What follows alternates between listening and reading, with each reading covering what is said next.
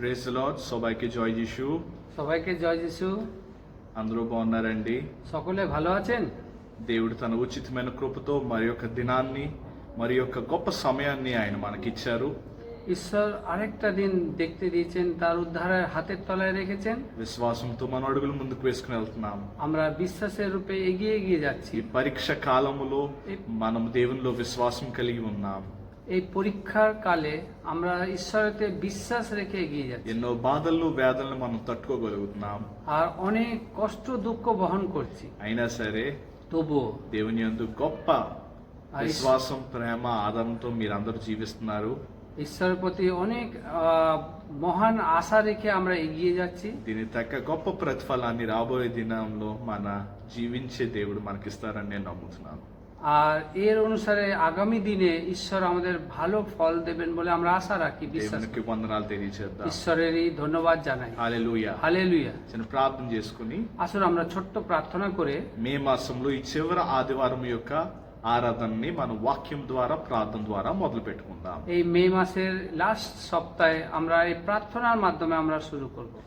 పరిశుద్ధమైన దేవా, నీ పాదాలకి వందనాలయ్యా. পবিত্রময় প্রভু যিশু, তোমার চরণের কাছে এসেছি. దేవా, 2020 సంవత్సరంలో దేవా 5 నెలలు మమ్మల్ని కాచి కాపాడిన విధానాన్ని బట్టి మీకే వేలాది వందనాలు, స్తోత్రాలయ్యా. প্রভু এই 2020 সালে প্রভু এই 5 মাসে প্রভু আমরা প্রবেশ করেছি.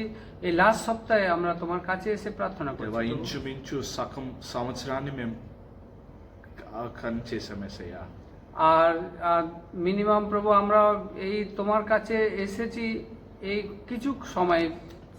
దేవా, ఈ సంవత్సరంలో సగం నెలలు అయిపోయాయి యేసయ్యా, సగం సంవత్సరం అయిపోయింది. এই বছরে অর্ধেক মাসটা পেরিয়ে গেছে প্রভু. దేవా, మీరు మాపై చూపించిన కృపను బట్టి, అనుగ్రహాన్ని బట్టి మీకే వందనాలయ్యా. আর আপনি আমাদের উপর যে দয়া দেখাচ্ছ, অনুগ্রহ দেখিয়েছো, তার জন্য ধন্যবাদ మీ জানাই. వాక్యం కొద్దిసేపు ధ్యానించబోతున్నాం యేసయ్యా. আর তোমার বাক্য আমরা কিছুক্ষণ ধ্যান করতে దేవా, మీ চলেছি. పరిశుద్ధాత్మ నడిపింపు మాకు అనుగ్రహించి సాయం చేయమని তোমার পবিত্র আত্মা আমাদের মধ্যে রেখে চালাও প্রভু. ఇచ్చిన ప్రార్థనని এই ছোট্ট প্রার্থনা తండ్రి, కుమార, పరిశుద్ధాత్మ త్రియేక దేవుని నామం పెట్టి వేడుకుంటున్నాం తండ్రి. পিতা, পুত্র, পবিত্র আত্মার নামে প্রভু আমি চাইলাম, ఆమేన్. আমেন.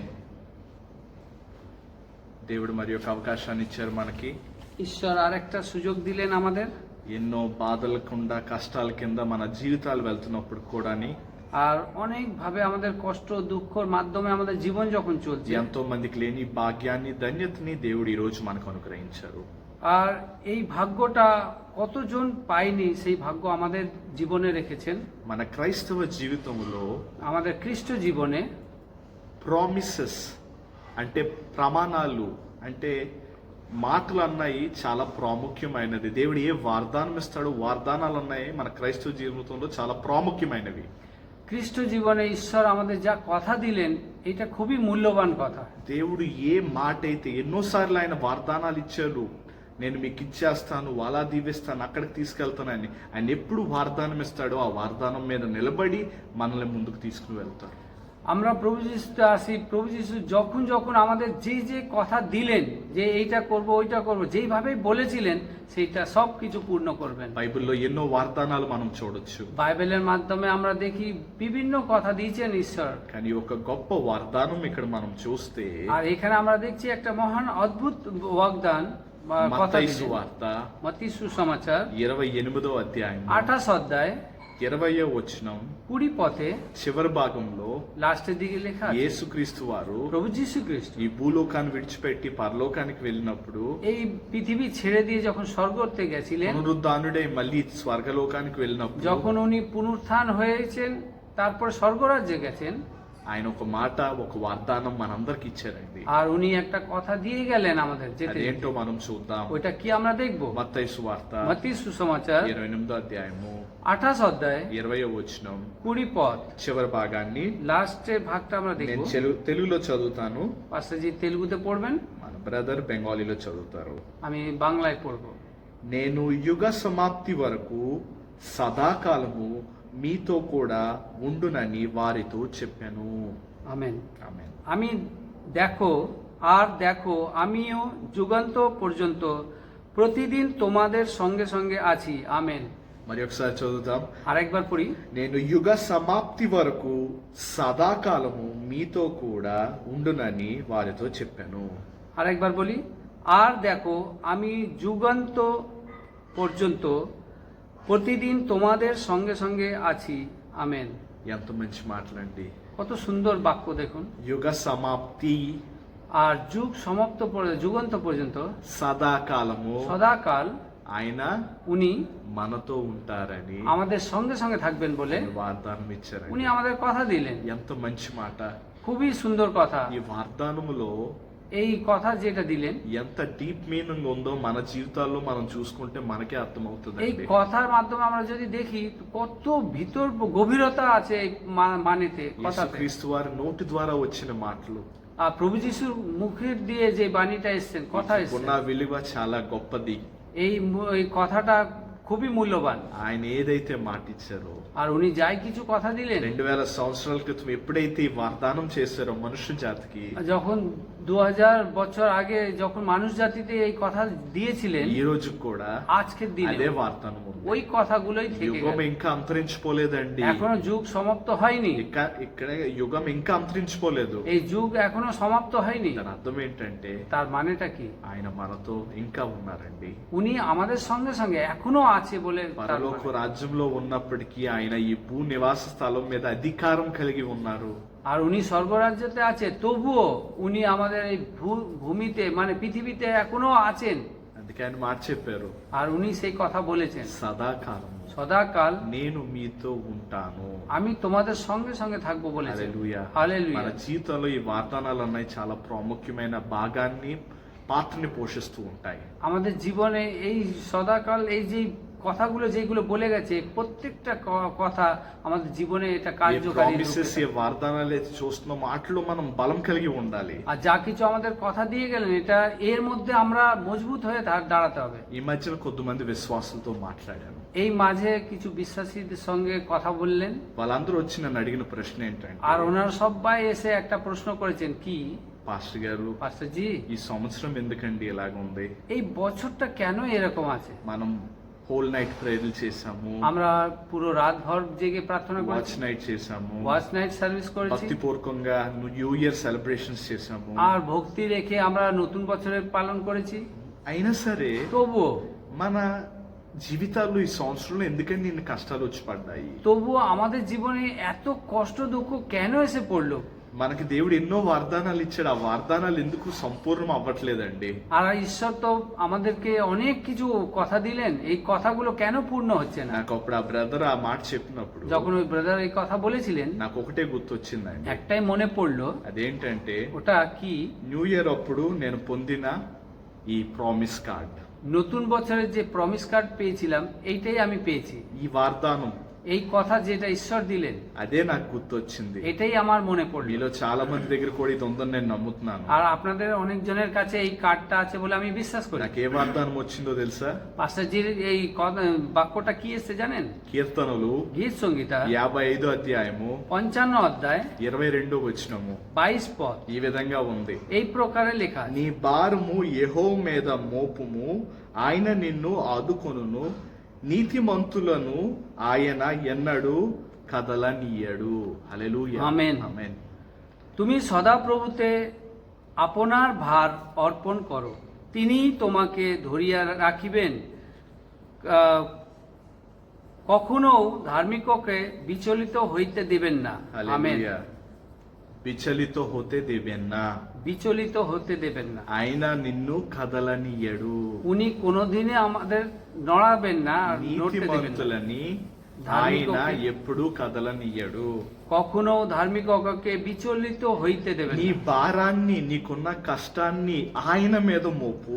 তোমার যত ভার, তোমার যত কষ্ট প্রভুর উপরে ফেলে দাও, ఆయన నిన్ను ఆదుకొను.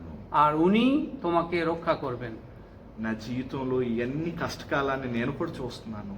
আর আমার জীবনে আমার কত কষ্ট এসছে সেটা আমি এখনো দেখছি। నా ఆర్థిక జీవితంలో, আর্থিক জীবনে, కుటుంబ జీవితంలో পারিবারিক জীবনে అన్ని సమస్యలు వస్తూనే ఉంటాయి. প্রত্যেক সময় সমস্যা আসতেই আছে, కానీ నా ఆధారం ఎవరండి? কিন্তু আমার ভরসা কে? దేవుడు, ঈশ্বর, దేవుడిచ్చిన వాక్యం, ঈশ্বরের বাক্য। ఆయన నాకు చెప్పిన మాట ప్రామిస్, আর উনি আমাকে যে কথা দিলেন, যে প্রমিস করলেন সেইটা, మీరు కూడా అదే నమ్మకం ఉంచండి। আর এর উপরে আপনারাও বিশ্বাস করবেন। దేవుడు మనకి ఎప్పుడైతే వాగ్దానం ఇస్తాడో అది సంపూర్ణమైదాకా ఆయన మనకు తోడుగా ఉంటాడండి। যখনই ঈশ্বর আমাদের কথা দিচ্ছেন মানে পূর্ণভাবে উনি আমাদের উপরে ভরসা మీరు রাখছেন। আর జనవరి 1వ తారీఖు আর 2020 ఈ ప్రామిస్ కార్డు తీసుకున్నప్పుడు ఎంతో ఆనందంగా ఉండి ఉంటారు। যখন জানুয়ারিতে 2020 সালে এই প্রমিস কার্ডটা আপনারা নিয়েছেন, তাহলে আপনাদের জীবনে কত আনন্দ এসেছে হয়তো। ఇప్పుడు ఆ ఆనందం ఉండకపోవచ్చు, আর সেই আনন্দ এখন নাই থাকতে পারে, కానీ ఎప్పుడు ఆయన ఇచ్చిన మాటని ఎప్పుడు మర్చిపోకండి। কিন্তু উনি যে কথা দিলেন সেই কথাটাকে কোনোদিনই మనకు ভুলবেন না। ఆధారం ఏంటో తెలుసా? আর আমাদের ভরসাটা কি জানেন? ఆయన వాక్యం అండి। ওনার বাক্য। ఈ సంవత్సరం మొదలైనప్పటి నుంచి এই বছরটা শুরুর দিকে ఆదికాండం 1వ అధ్యాయం నుంచి నేను డైలీ రీడింగ్ చేయడం మొదలు పెట్టాను। এই আদি পুস্তকে আদি পুস্তক প্রথম অধ্যায় থেকে আমি প্রত্যেক দিন পড়তে শুরু నేను করি। ఎవ్రీ ఇయర్ ఇలాగే చేస్తూ ఉంటాను। প্রত্যেক বছরে আমি এইভাবে করতে ఇప్పటికే থাকি। చాలా సార్లు దేవుని దయ వల్ల బైబిల్ కూడా సంపూర్ణంగా చదివాను నేను। আর এখন পর্যন্ত বাইবেলটা অনেকবারই আমি পড়ে নিয়েছি। ఇలాగ బైబిల్ వాక్యం మీద నా జీవితం ఆధారపడుతూ నేను ముందుకు వెళ్తున్నాను। আর এরকম বাইবেলের বাক্যর উপর আমি ভরসা রেখে আমি এগিয়ে যাচ্ছি। మీరు కూడా అదే ఉద్దేశంతో ఉన్నారని నేను আর నమ్ముతున్నాను। আপনারাও এর উপরেই ভরসা রেখে চলছেন বলে আমি বিশ্বাস করি। మనం আমরা చివరిగా লাস্টের দিকে ఏ ఆదివారం కలిసామో తెలుసా? কোন রবিবারে আমরা একত্রিত হয়েছি জানেন? మార్చి నెలలో মার্চ মাসে లాస్ట్ 2వ ఆదివారంలో మనం అందరం కలిసామండి। আমরা দ্বিতীয় সপ্তাহে সবাই মিলে আমরা একত্রিত হয়েছিলাম। దాని తర్వాత তারপর ఇంచుమించు 77 రోజులు అయ్యాయి। আর মিনিমাম 77 দিন আমাদের হয়ে গেছে। మిమ్మల్ని చూసి ఎన్ని రోజులు అయిందండి? మనందరం కలిసి దేవుని మందిరంలో మనందరం కలిసి ఎన్ని రోజులు అయిందండి? আর আপনাদের দেখে আপনাদের সঙ্গে একত্রিত হয়ে কতদিন আমাদের দূরত্ব হয়েছে বলুন তো? ఈ 77 రోజులు 77 দিন আমরা బాధ পিছিয়ে গেছি। కలిగించే విషయమే। খুবই দুঃখের বিষয়। మీకు దూరంగా ఉన్నా, సంఘానికి దూరంగా ఉన్నా, আর আপনারা মন্ডলীর থেকে দূরে হোক বা আমাদের থেকে আপনারা দূরে হোক, కానీ దేవుని వాక్యం నాకు ఇవ్వాల్సిన బలం ఇచ్చింది, మీకు కూడా ఇచ్చిందని నేను నమ్ముతున్నాను। কিন্তু ঈশ্বরের বাক্য আপনাদের শক্তি সামর্থ্য বাড়িয়েছে বলে আমি বিশ্বাস করি। আমাদেরও সেমনি শক্তি ఈ সামর্থ্য দিয়েছে। 77 దినాల్లో এই 77 দিন 2 భయంకరమైన సంఘటనలు మనం చూసామండి। আর এই 77 দিনের মাধ্যমে দুটো ভয়ঙ্কর ঘটনা আমরা দেখলাম। మొదటగా প্রথমে కరోనా వైరస్ కోవిడ్-19, আর করোনা ভাইরাস কোভিড-19 কে আমরা দেখেছি। ఈ మహమ్మారి ఏ విధంగా అయితే ఈ ప్రపంచాన్ని నాశనం చేసిందో మనం చూసాం। যেই প্রকারে মহামারী এসে এই পৃথিবীকে নাশ করেছিল, అది మొదటిది। ওটা প্রথম। రెండో విషయం ఏంటంటే, আর দ্বিতীয় বিষয়টা কি? ఆంఫాన్ అనే ఒక గొప్ప తుఫాను మన వెస్ట్ బెంగాల్ రాష్ట్రాన్ని చిన్నవిన్నం చేసింది। আমফান বলে একটা বড় ঝড় তুফান এসেছিল, সেটা আমাদের ওয়েস্ট বেঙ্গলকে তছনছ করে দিল। 77 దినాలు, আর 77 দিন 2 భయంకరమైన సంఘటనలు। দুটো ভয়ঙ্কর ঘটনা আমরা দেখলাম। కోవిడ్-19, একটা কোভিড-19 মহামারী, ఆంఫాన్ అనే ఈ తుఫాను। আর একটা হচ্ছে আমফান বলে ঝড়। ఈ ఆంఫాన్ తుఫాను మే 20వ తారీఖు వచ్చినప్పుడు আর আমফান তুফানটা এই মে মাসে 20 তারিখে যখন আসলো, ఎంతో వాసి నష్టం, ప్రాణ నష్టం జరిగింది। আর কত ক্ষতিকারক হয়ে গেছে। ఎంతో మంది ప్రాణాలు పోగొట్టుకున్నారు। অনেক জনেরা প্রাণ হারিয়েছেন। ఎన్నో సంవత్సరాల తర్వాత ఇలాంటి భయంకరమైన తుఫాను మన రాష్ట్రానికి వచ్చింది। আর অনেক বছর পরে আমাদের রাষ্ট্রেতে ভয়ঙ্কর তুফান ఈ এসেছে। 2 సంఘటనలు ఎప్పుడైతే మన జీవితంలో అయ్యాయో, এই দুটো ঘটনা আমাদের জীবনে যখন হয়েছে, ఎంతో మంది హృదయాలు আর অনেক জনের হৃদয়টা విరిగిపోయాయి। ভেঙে গেছে। వాళ్ళ యొక్క విశ్వాసం ওনাদের বিশ্বাস తగ్గిపోయింది।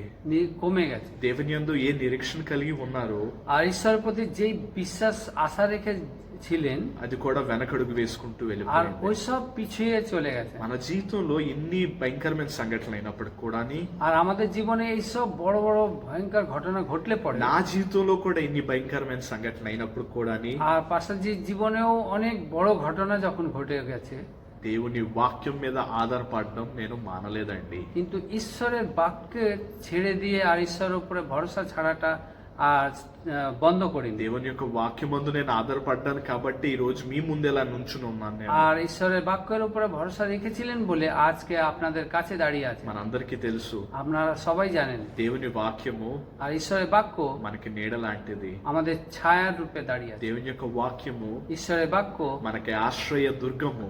আর আমাদের আশ্রয় দুর্গ। దేవుని యొక్క వాక్యము আর ঈশ্বরের বাক্য మనకి ఇచ్చే ఒక నూతనమైన శక్తి.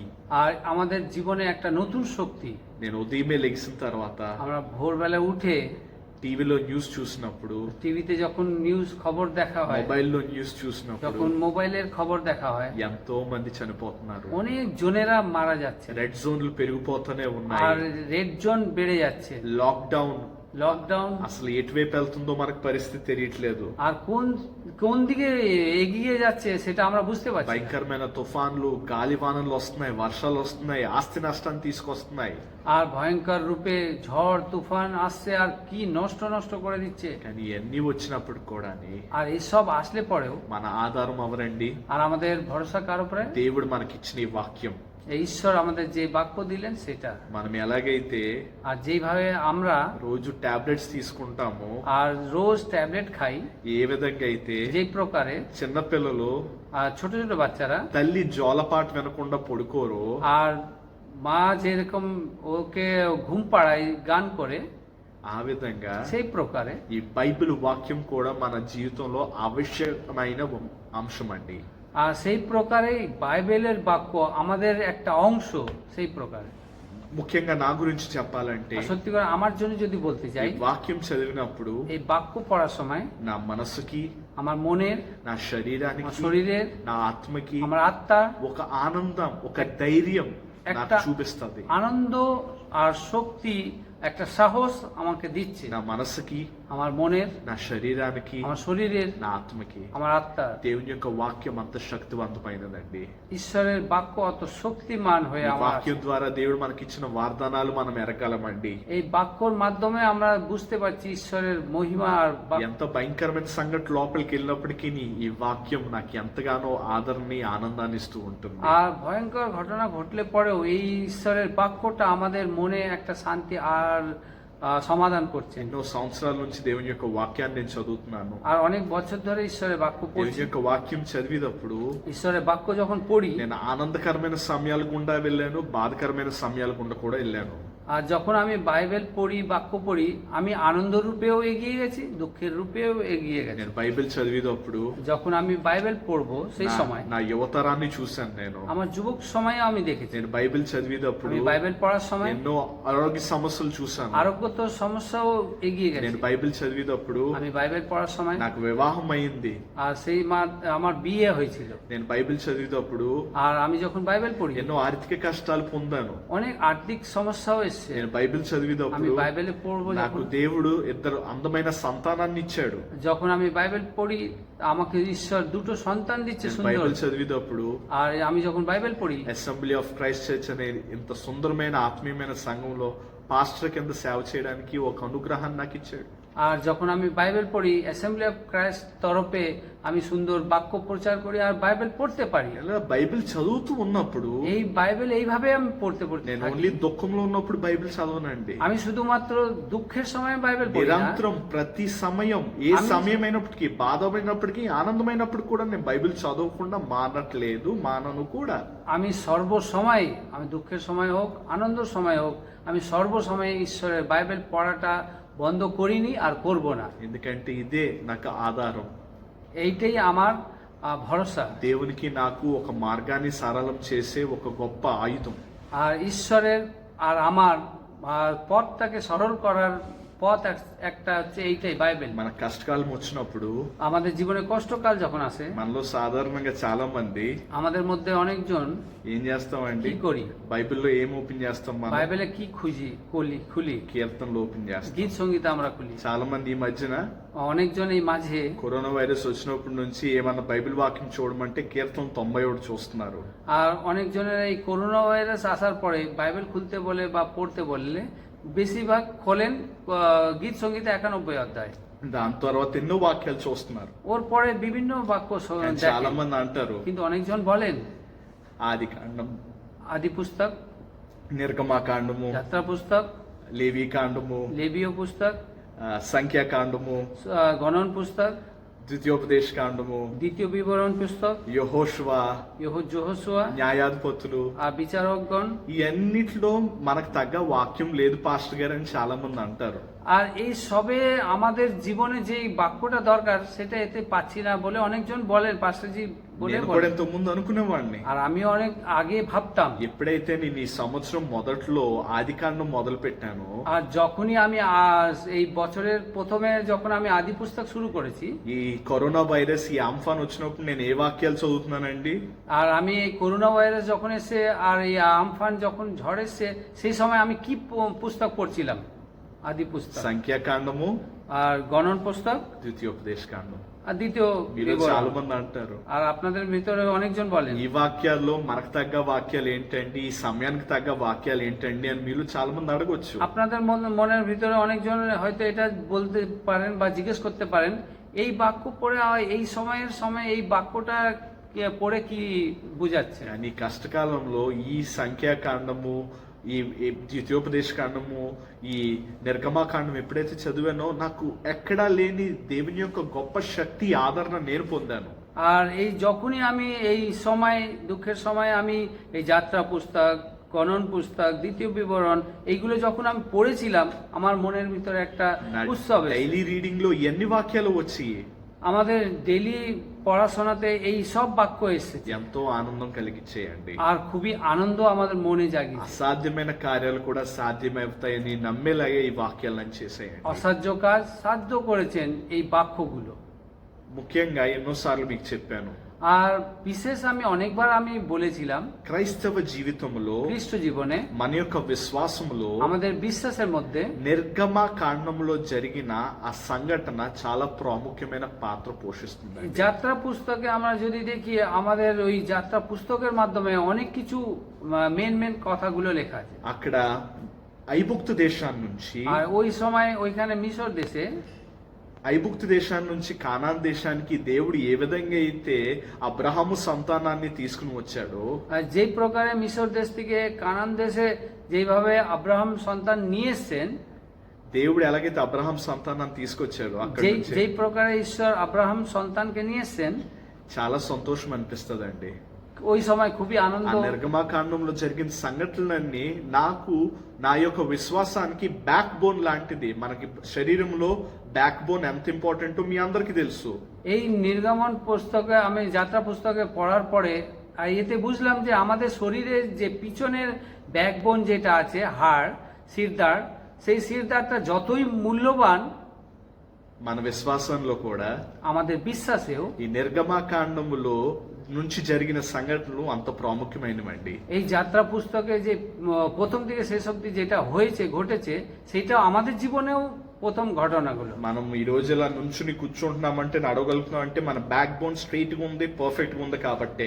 আর আজকে আমরা এইভাবে সোজাভাবে দাঁড়িয়ে আছি, বসে আছি আর সোজাভাবে চলছি, তার কারণটা হচ্ছে আমাদের শিরদাঁড়টা ঠিক আছে বলে। అలాగే তেমনই మన విశ్వాసం గట్టిగా ఉండాలంటే আর তেমনই আমাদের বিশ্বাস মজবুত রূপে দাঁড়াতে ఈ গেলে నిర్గమాకాండము ద్వారా, నిర్గమాకాండము, లేవీకాండము, ఇది సంఖ్యాకాండము, ద్వితీయోపదేశ కాండము, ఇవన్నీ చూసుకుంటే ఇవన్నీ మన విశ్వాసానికి బ్యాక్ బోన్ లాగా ఉండాలి. আর আমরা যদি দেখি যেই প্রকারের যাত্রা পুস্তক, গণন পুস্তক, লেবীয় পুস্তক, বিবরণ, দ্বিতীয় বিবরণ যেইভাবে লেখা আছে ওতে, সেই প্রকারে আমরা উঠে দাঁড়িয়ে চলতে হবে। దేవుని యొక్క వాక్యంలో జరిగిన సంఘటనలన్నీ আর ঈশ্বরের বাক্যর ঘটনাগুলো যেইভাবে গেছে మనందరికీ ఒక సందేశాన్ని ఇస్తున్నాయి. আর আমাদের সবাইকে একটা ঘটনাগুলো বোঝাচ্ছে। చాలా మంది అడుగుతారు, আর অনেকজন বলছেন, ఏంటండి ఈ జీవితం పాస్టర్ గారు, পাস্টারজি কি এই জীবন, నా జీవితం ఎందుకండి ఎలాగైపోయింది? আমার জীবন কেন এমনি হয়ে গেছে? నోటు గుర్తుపెట్టుకోవాలి, একটা মনে রাখার বিষয়। మన జీవితం ఎలాంటిదో తెలుసా? আর আমাদের জীবন কি ধরনের জানেন?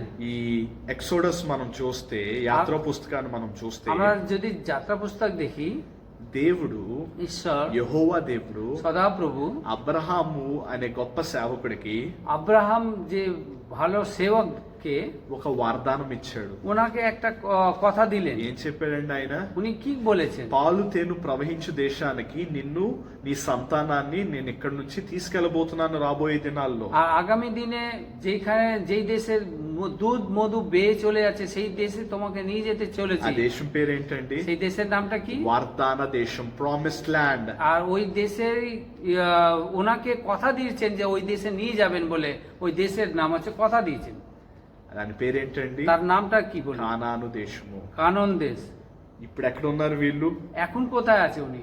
ఐగుప్తు దేశంలో ఉన్నారు. উনি মিশর দেশে আছেন। ఇప్పుడు వాళ్ళని ఎక్కడికి আর తీసుకెళ్తున్నారు এখন దేవుడు? কোন জায়গাটায় নিয়ে যেতে চাইছেন? కానాను దేశానికి. কানন দেশে।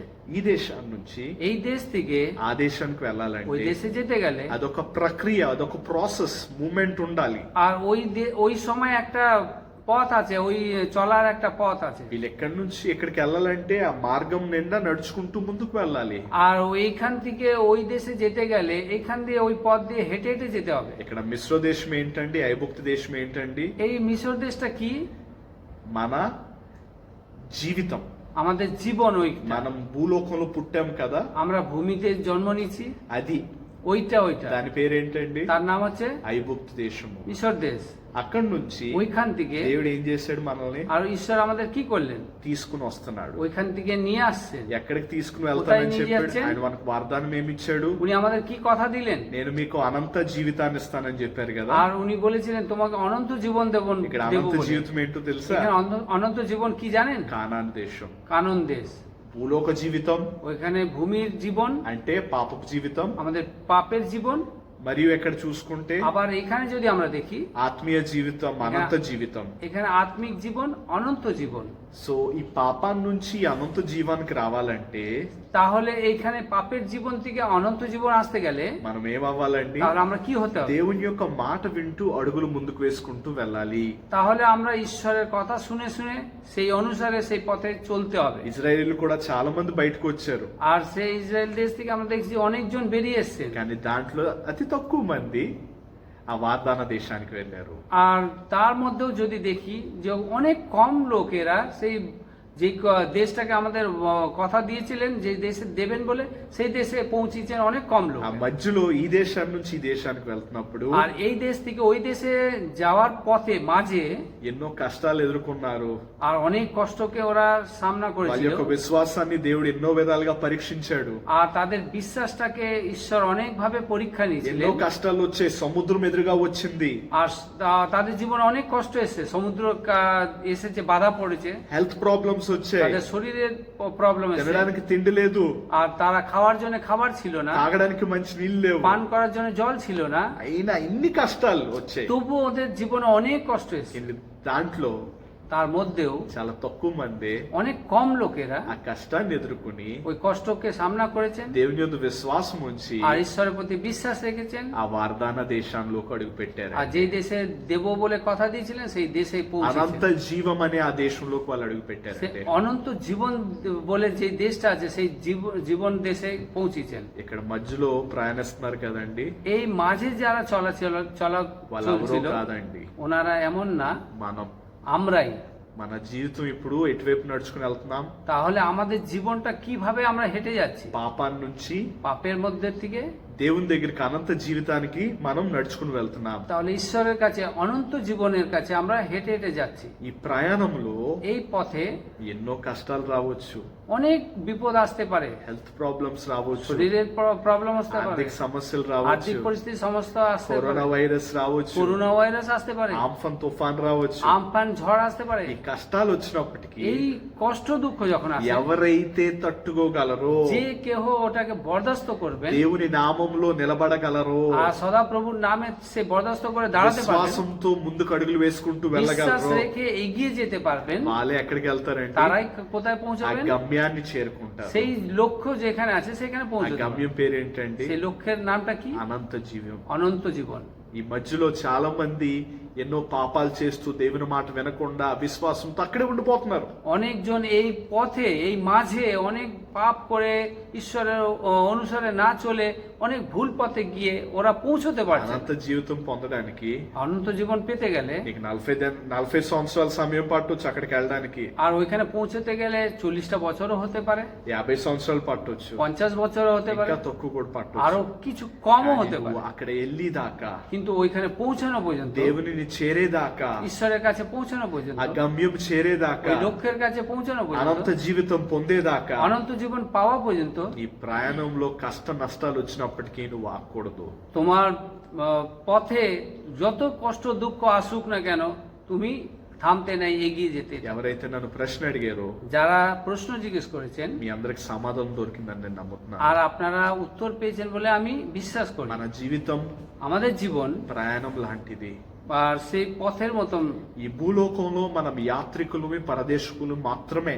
এই পৃথিবীতে শুধু আমরা যাত্রী, ఇది మన నివాస స్థలం కాదు. আর এইটা আমাদের বসবাস জায়গা ఈ নয়। ఐగుప్తు దేశం మన నివాస స్థలం కాదు. এই মিশর দেশটা আমাদের বসবাস ఈ জায়গা নয়। భూలోకం మన నివాస స్థలం కాదు. এই పৃথিবীতে ভূমিতে আমাদের మన నివాస స్థలం ఏంటండి? আমাদের বসবাস জায়গাটা কোনটা? పరలోక రాజ్యం. স্বর্গরাজ্য একটা, ఎక్కడైతే అనంత జీవితం ఉంటుందో, যেখানে অনন্ত জীবন ఎక్కడైతే থাকবে, ఆత్మీయత ఉంటుందో, যেখানে আত্মিক রূপে থাকবে, ఎక్కడైతే యెహోవా దేవుడు ఉంటారో, যেখানে সদাপ্রভু থাকবেন, ఎక్కడైతే తన రక్షణ బలం ఉంటుందో, আর যেখানে তার শক্তি থাকবে, అక్కడికే మన దృష్టి ఉండాలండి. সেই উদ্ধারের জায়গাতেই আমাদের দৃষ্টি থাকতে ఈ হবে। దారి మధ్యలో ఎన్నో కష్టాలు ఎదుర్కొంటాం. এই চলার পথে অনেক বিপদ আপদ আসতে পারে, సైతానుడు కూడా ఎన్నో కష్టాలు తీసుకురావచ్చు. దేవుడు కూడా మిమ్మల్ని పరీక్షించడానికి ఎన్నో కష్టాలు తీసుకురావచ్చు. আর অনেক সময় শয়তান হয়তো বিপদ নিয়ে আসতে পারেন, এত ঈশ্বরের মধ্যে অনেক বিপদ আসতে পারে మిమ్మల్ని పరీక్షించడానికి. আর পরীক্ষা নেওয়ার জন্য। ఎలాగున్నప్పటికీ যেই প্রকারে থাকুন না কেন, దేవుని యందు ఉన్న మీ విశ్వాసాన్ని ঈশ্বর- చెదరగొట్టకండి, స్థిరంగా ఉండండి. ঈশ্বরের পথে যেইভাবে আপনাদের বিশ্বাস আছে সেটাকে নষ্ট করবেন না, স্থির হয়ে থাকুন। మన మానవ జీవితంలో, আমাদের মানব জীবনে మరి ముఖ్యంగా క్రైస్తవులలో আর বিশেষ আমাদের খ্রিস্টতে రెండు రకాలైన మనుషులు ఉన్నారండి. দুই প্রকারের মানুষরা আছে। అది మనం ఇప్పుడు చూసుకుందాం. এখন আমি সেটাই দেখব। దానికన్నా ముందు మీకు ఇంకో మాట చెప్పాలి. ওর থেকে অধিক আর একটা কথা বলি আমি। మార్చి నెల చివరి వారంలో মার্চ মাসে লাস্ট সপ্তাহে మనకేం తెలిసిందండి న్యూస్? আমরা খবরটা কি শুনলাম? వెస్ట్ బెంగాల్ రాష్ట్రంలోకి కరోనా వైరస్ పేషెంట్లు వచ్చారని, এই ওয়েস্ট বেঙ্গল রাষ্ট্রে করোনা ভাইরাস পেশেন্টরা এসেছে বলে లాక్డౌన్ అవుతుందని. আর লকডাউন হবে বলে ఆ వార్త వచ్చినప్పుడు সেই খবরটা যখন পেয়েছেন, నేను ఏ వాక్యం చదువుతున్నానో తెలుసా? আর আমি কি বাক্য পড়েছিলাম জানেন? సంఖ్యాకాండము. সে গণন পুস্তক, సంఖ్యాకాండం చదువుతున్నాను అప్పుడు నేను. আর তখন আমি গণন পুস্তক পড়ছিলাম। నేను అనుకున్నాను, তখন ভেবেছিলাম ఈ సంఖ్యాకాండంలో ఏం తెలుసుకోగలను నేను ఈ విపత్తు కాలములో. এই গণন পুস্তক পড়ে আমি কি বুঝতে পারবো এই লকডাউনের সময়। నేను చూసినప్పుడు, আর তখন আমি দেখি, ఆ వాక్యాలు చూసినప్పుడు এই বাক্য যখন আমি দেখি, రెండు రకాలైన క్రైస్తవ విశ్వాసులు నేను చూడగలిగాను. দুই প্রকারের খ্রিস্টকে আমি দেখতে পেরেছি। ওর মধ্যে। క్రైస్తవ విశ్వాసులు. খ্রিস্ট বিশ্বাসী। మనం ఈ వాక్యాలను సరిగా చూసుకుంటే, এই বাক্যগুলো আমরা ঠিক ধ্যান করে ఎప్పుడైతే দেখি। సీనాయి ప్రాంతంని దాటుకుని వీళ్ళు ఎప్పుడైతే ముందుకు వెళ్తున్నారో ఇస్రాయేలీలు, আর যখন ইসরায়েল বাসীরা এই সিনাই জায়গাটা ছেড়ে দিয়ে যখন এগিয়ে যাচ্ছিলেন, మోషే భక్తుడు তখন মসি అతను ఏం చేశాడండి? উনি কি করেছিলেন? 12 మందిని ఎంచుకుని 12 জনকে বেছে নিয়েছিলেন। ఏం పనిచ్చారండి ఆయనకి? তাদের কি কাজ দিয়েছিলেন? మీరు আপনারা రాబోయే ఆ ప్రదేశానికి మాకన్నా ముందుగానే వెళ్ళండి.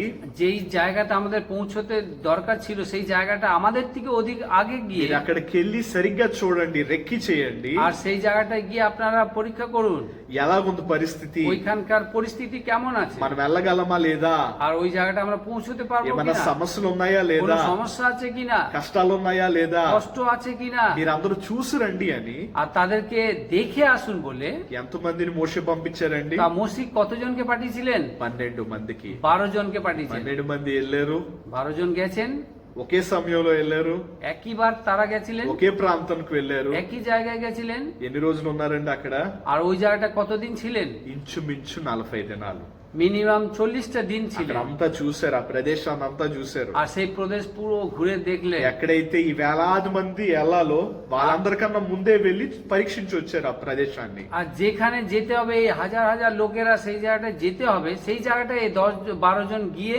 সে দেখতে গেলেন। వెనక్కి వచ్చిన తర్వాత যখন ওইখান থেকে ফিরে এসেছেন, 12 మందిలో এই 12 জনের মধ্যে 10 మంది 10 জন ఏం చెప్పారో తెలుసా? কি বলেছেন জানেন? మన వాక్యాన్ని మనం చూస్తే আমরা যদি বাক্য দেখি, సంఖ్యాకాండము গণন পুস্তক 13 అధ్యాయం 13 অধ্যায় 32 వచనము. 32 পদ আমরা যদি দেখি, సంఖ్యాకాండము গণনা পুস্তক 13వ అధ్యాయము 13 অধ্যায় 32వ వచనం 32 পদ। తెలుగులో నేను చదువుతున్నాను.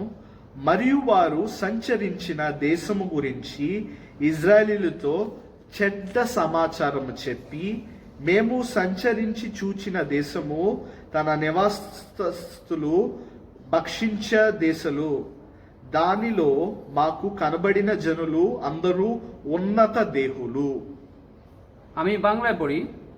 এইরূপে তাহারা যে দেশ নিরীক্ষণ করিতে গিয়েছিলেন, ইসরায়েল সন্তানগণ সাক্ষাতে সেই দেশের অক্ষতি করিয়া কহিলেন, আমরা যেই দেশ নিরীক্ষণ করিতে স্থানে স্থানে গিয়েছিলাম, সেই দেশ আপন অধিবাসীদিগকে গ্রাস করে এবং তাহার মধ্যে আমরা যত লোককে দেখিয়াছি তাহারা সকলে ভীম খায়।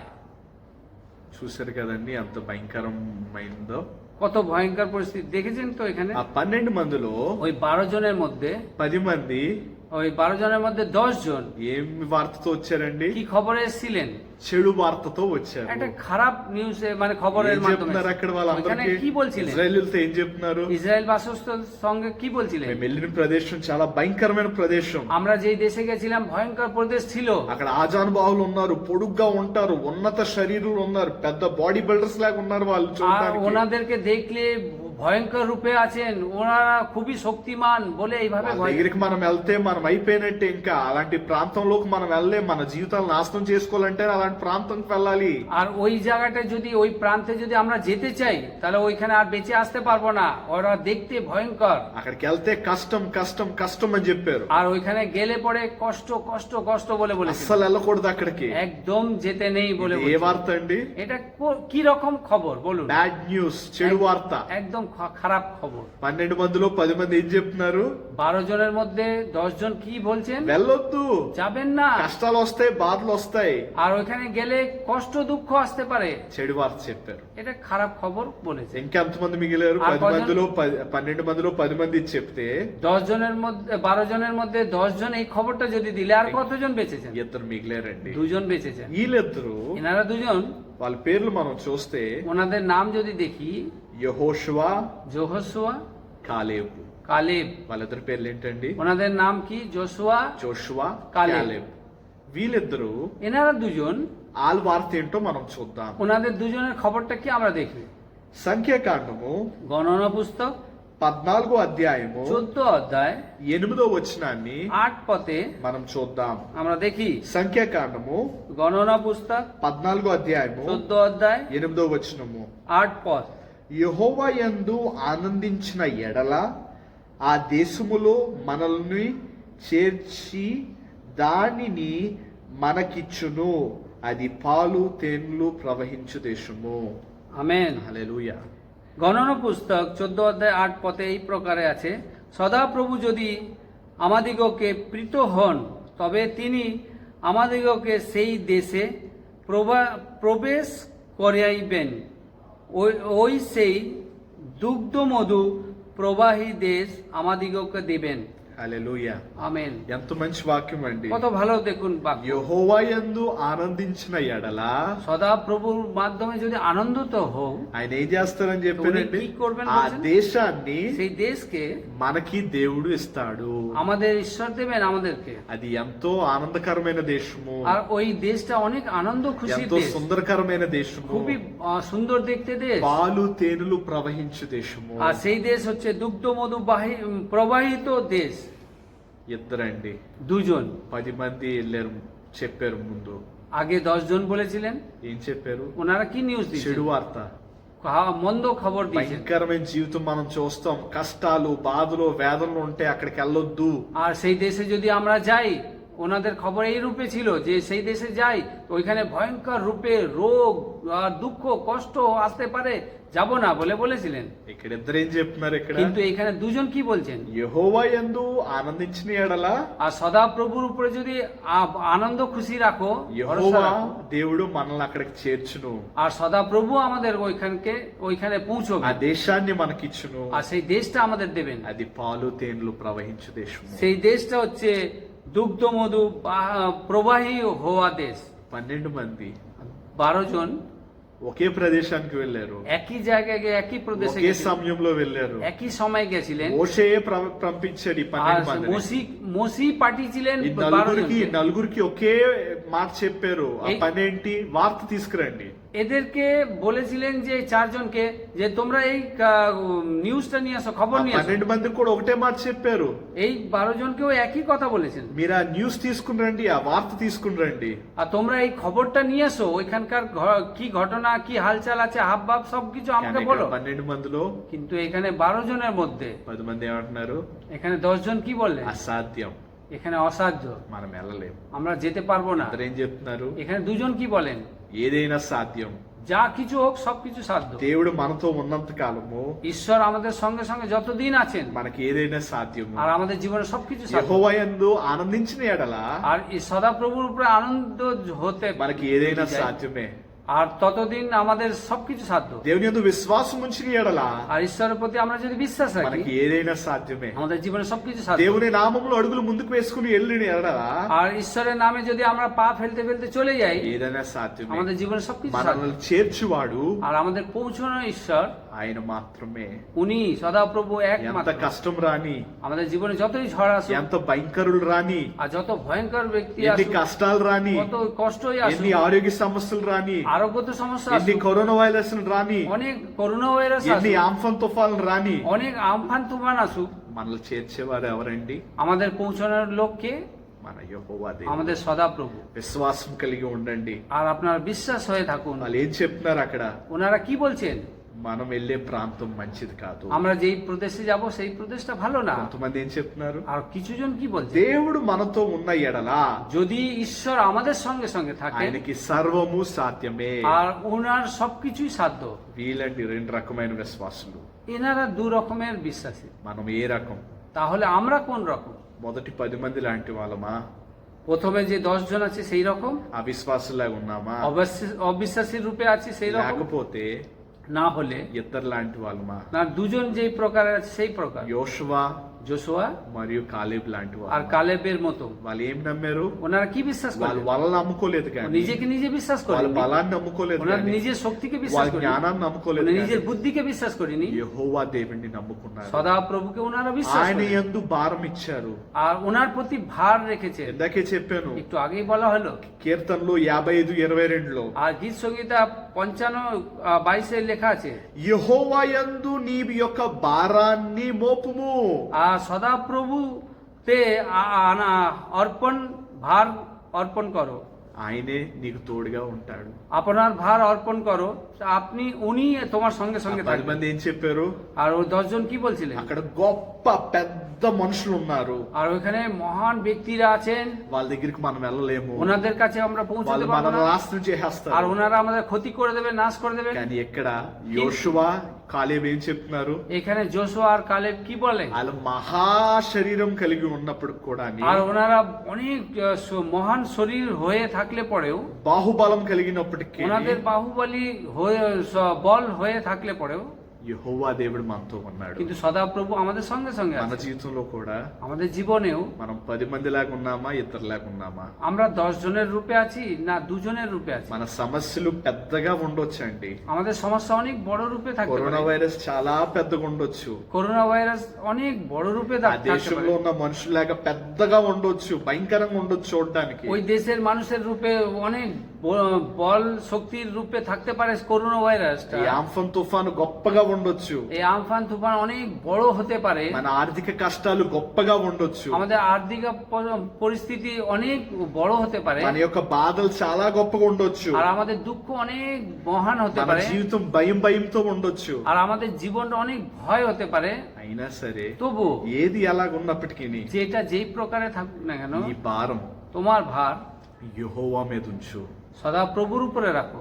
ఎంత గొప్పగా ఉన్నప్పటికీ సమస్య, ఎంత పెద్దగా ఉన్నప్పటికీ అయినా సమస్య, আর যতই সমস্যা আসুক না কেন, যত মহান সমস্যা আসুক না কেন, దేవుడి యందు భారం ఉంచితే ఆయనే నిన్ను ముందుకు తీసుకెళ్తాడు. আর ঈশ্বরের প্রতি যদি তুমি ভার রাখো তা উনি নিয়ে যাবেন আগে এগিয়ে। హల్లెలూయా. হালেলুয়া। ఈ రోజు రెండు విషయాల గురించి మనము తెలుసుకోబోతున్నాం. আজকের দিনে দুটো বিষয় নিয়ে আমরা জানতে চেষ্টা করি। ఇప్పటిదాకా మనం చూసాం এখন পর্যন্ত আমরা দেখেছি రెండు రకాలైన క్రైస్తవులు మన జీవితంలో দুই చూడగలం. প্রকারের খ্রিস্টকে আমরা দেখতে পেরেছি। ఈ లాక్డౌన్ అయ్యే పర్యంతం వరకు এই লকডাউন হওয়ার পর্যন্ত నువ్వు ఏ రీతిలో ఉన్నావో నిన్ను నువ్వు ప్రశ్నించుకో విశ్వాసి. আর তুমি কোন প্রকারে আছো, কোন প্রকারে তুমি বসবাস করছো এটা দেখো। ఈ రోజు మనం రెండు విషయాల గురించి ధ్యానించబోతున్నాం. আর আজকের দিনে দুটো বিষয় নিয়ে আমরা ধ্যান করছি। మొదటి విషయం ఏంటంటే প্রথম বিষয় జ్ఞాపకం ఉంచుకోవడం. মনে রাখাটা। హల్లెలూయా. হালেলুয়া। మొదటి విషయం ఏంటండి? প্রথম বিষয়টা జ్ఞాపకం ఉంచుకోవడం. মনে রাখাটা। ఈ లాక్డౌన్ ఉన్న సమయంలో এই লকডাউনের সময়ে ఎప్పుడైతే ఈ సెకండ్ థర్డ్ లాక్డౌన్ వచ్చిందో এই যখনই এই সেকেন্ড বার লকডাউন এসেছে, నేను ఏ వాక్యం చదువుతున్నానో తెలుసా? నా డైలీ బైబిల్ రీడింగ్ లో ఆ సమయంలో আর ওই সময়ে আমি ডেইলি বাইবেল রিডিং করি, কোন বাক্য পড়ছি জানেন? ద్వితీయోపదేశ కాండం చదువుతున్నాను. দ্বিতীয় বিবরণ আমি পড়ছি। ద్వితీయోపదేశ కాండము দ্বিতীয় বিবরণ చాలా ప్రాముఖ్యమైన గ్రంథం అన్నమాట. আর খুবই মূল্যবান পুস্তক ఈ আছে। గ్రంథాన్ని నేను జ్ఞాపకార్థ గ్రంథం అని నేను పిలుస్తున్నాను. చాలా మంది కూడా భక్తులు పిలుస్తూ ఉంటారు. আর এইটা এই পুস্তক দ্বিতীয় বিবরণ আমি এটা মনে রাখার পুস্তক বলে আমি জানি। ద్వితీయోపదేశ కాండం, দ্বিতীয় বিবরণ, ఈ ద్వితీయోపదేశ కాండము এই দ্বিতীয় বিবরণ ఏ పుస్తకం అండి? అది কি বই? జ్ఞాపకార్థ పుస్తకము. এটা মনে রাখার বই। మనందరికి తెలుసు আর আমরা সবাই জানি మోషే భక్తుడు মসি మొదటి ভক্ত। పాత నిబంధనలో మొదటి 5 గ్రంథాలు రాసిన వ్యక్తి ఎవరండి? మోషే భక్తుడు. আর প্রথমের যে পুরনো নিয়মের যে প্রথম 5টি পুস্তকগুলো কে লিখেছেন? মসি ఈ ভক্ত। ద్వితీయోపదేశ కాండం కూడా ఆయనే రాశారు. আর এই দ্বিতীয় বিবরণ উনিই লিখেছিলেন। ఆ మొదటి 5 పుస్తకాల్లో చివరి పుస్తకం ఏంటండి? আর এই প্রথম 5টি বইটা, সেই বইটির লাস্ট বইটা কি নাম? ద్వితీయోపదేశ కాండం, দ্বিতীয়- డ్యూట్రానమీ అంటారు ఇంగ్లీష్ లో. আর ইংলিশে ডিটরমি বলে, আর বাংলায় দ্বিতীয় বিবরণ বলে। ఈ గ్రంథాన్ని మనం చూస్తే এই পুস্তক আমরা যদি দেখি, ఇక్కడంతా రిపీట్ అయినట్టు ఉంటాయి వాక్యాలన్నీ. এখানে বাক্য পুরো আবার রিপিট, মানে পরবর্তীকাল আবার ఆ হচ্ছে বলে। ముందు గ్రంథాల్లో ఏవైతే సంఘటనలు ఉన్నాయో అయ్యే మళ్ళీ ఇక్కడ రెండోసారి కూడా రాయబడడం అయ్యింది. আর প্রথম পুস্তকগুলো যেইভাবে লেখা আছে সেইটা আবার দ্বিতীয় বিবরণে লেখা আছে মনে হচ্ছে। ఇక్కడ ఆ అరణ్యములో జరిగిన సంఘటనలు, এখানে জঙ্গল প্রদেশে যে ঘটনাগুলো ঘটেছে সেই ఎవరితో అయితే యుద్ధాలు చేశారో, যার সঙ্গে যুদ্ধ করেছিলেন, ఆ పదాజ్ఞల గురించి এই 10 আজ্ঞার নিমিত্তে, ఆల్రెడీ ముందు రాసిన గ్రంథాల్లో రాయబడడం అయింది. আর প্রথম অধ্যায়গুলোতে যেগুলো লেখা আছে সেটাও এতে আছে। మళ్ళీ రాయబడడం అయ్యింది. এরপরে এর দ্বিতীয় বিবরণ আবার লিখেছেন। ఇదంతా రాయడానికి కారణం এই সব লেখার কারণ ఒకటి ఉందండి. একটা আছে। అదేంటంటే ওটা কি? జ్ఞాపకం చేయడానికి. এটা মনে রাখার জন্য। హల్లెలూయా. হালেলুয়া। దేవుని యొక్క విశ్వాసంతో, దేవుని యొక్క నడిపింపుతో మోషే భక్తుడు మళ్ళీ ఇవన్నీ ఎందుకు రాశాడో తెలుసా? আর ঈশ্বরের ভক্ত দাস এই মসি ভক্ত এইটা আবার কেন লিখেছেন জানেন? మనల్ని జ్ఞాపకార్థం ఉంచుకోవడానికి, আমাদের আবার মনে রাখার জন্য এটা লেখা। దేవుడు మన జీవితంలో చేసిన మేలుల్ని గుర్తుంచుకోవడానికి, ঈশ্বর আমাদের জীবনে যে উপকারগুলো করেছেন সেইগুলোকে মনে রাখার জন্য, గడిచిన కాలం ఆయన ఏ విధంగా అయితే మనల్ని కాచి కాపాడారో అది జ్ఞాపకం చేసుకోవడానికి. গতকাল পর্যন্ত ঈশ্বর আমাদের যেইভাবে রক্ষা করেছেন সেইটা সব মনে রাখার জন্য ఇది লিখেছেন। ఏం పుస్తకం అండి? এটা কোন বই? జ్ఞాపకార్థ పుస్తకం. মনে রাখার পুস্তক। మనందరికీ తెలుసు. আমরা సবাই জানি। డిసెంబర్ 31వ తారీఖు వాచ్ నైట్ దినాన్న আর ডিসেম্বর 31 তারিখ ওয়াচ নাইট দিনে మనం ఒక వాక్యాన్ని একটা చూసుకున్నాం. বাক্য আমরা দেখলাম। అదేంటండి? ওটা কি? కీర్తనలు গীত সংহিতা 103వ అధ్యాయము 103 অধ্যায় 1-2 వచనాలు. 1-2 পদ। ఏంటండి అది? ওটা কি? కీర్తనలు 103వ అధ్యాయము গীত সংহিতা 103 অধ্যায় 1-2 వచనాలు. 2 পদ। నా ప్రాణమా యెహోవాను సన్నుతించుము, నా అంతరంగమున్న సమస్తమా ఆయన పరిశుద్ధ నామాన్ని సన్నుతించుము.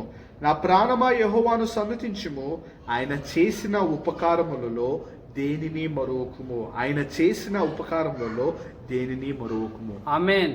বাংলায় এই প্রকারে আছে, হে আমার প্রাণ সদা প্রভুর ধন্যবাদ করো, হে আমার অন্তরস্থ সকল তাহার পবিত্র নামের ধন্যবাদ করো, এ আমার প্রাণ সদাপ্রভুর ধন্যবাদ করো, তাহার সকল উপকার ভুলিয়া যাইও না। హల్లెలూయా. আমেন। তাহার সকল উপকার ভুలియో జాయునా.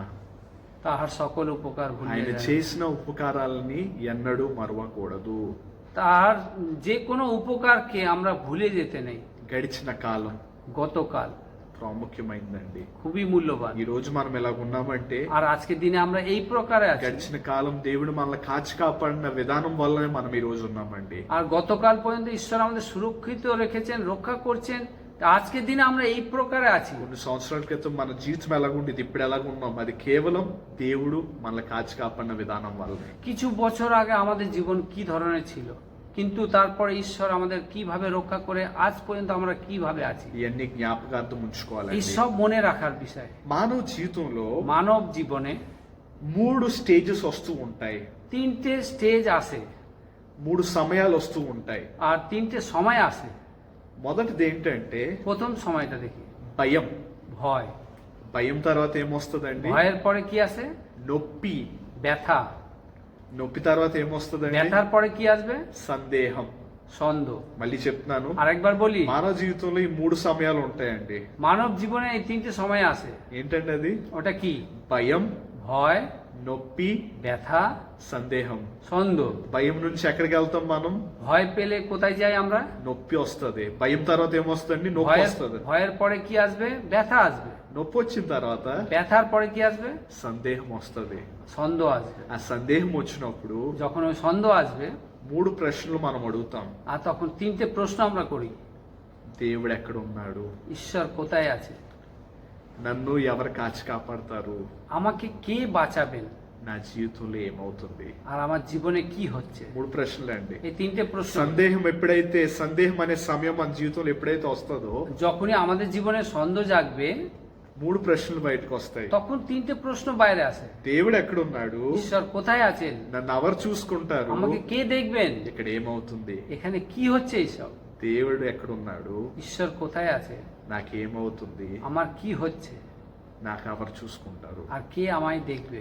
మనలో చాలా మందికి আমাদের মধ্যে অনেকজনকে ఈ 3 ప్రశ్నలు ఉన్నాయి కదండి. এই 3টে প্রশ্ন আছে, হ্যাঁ কি না? ఇది బాధపడాల్సిన విషయం కాదు. এটা দুঃখে পাওয়ার বিষয় নেই। మనం మనుషులు, మీ మానవ జీవితంలో ఉన్నాం. আমরা মানুষ, মানব জীবনে জীবন যাপন করছি। మనలో చాలా మందికి ఈ ప్రశ్నలు ఉండొచ్చు అప్పుడప్పుడు. আর আমাদের মধ্যে মাঝে সাঝে এই প্রশ্নগুলো আসতে পারে। ఖచ్చితంగా আর অবশ্যই మే 20వ తారీఖు చాలా మందికి ఈ ప్రశ్న వచ్చి ఉండొచ్చు.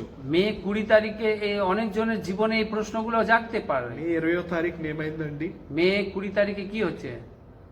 వెస్ట్ బెంగాల్ రాష్ట్రంలో ওয়েস্ট বেঙ্গল রাষ্ট্রে భయంకరమైన తుఫాన్, సూపర్ సైక్లోన్ వచ్చింది. আর ভয়ঙ্কর সুপার সাইক্লোন এসেছিল। దాని పేరేంటండి? তার নামটা কি? ఆంఫాన్. আমফান।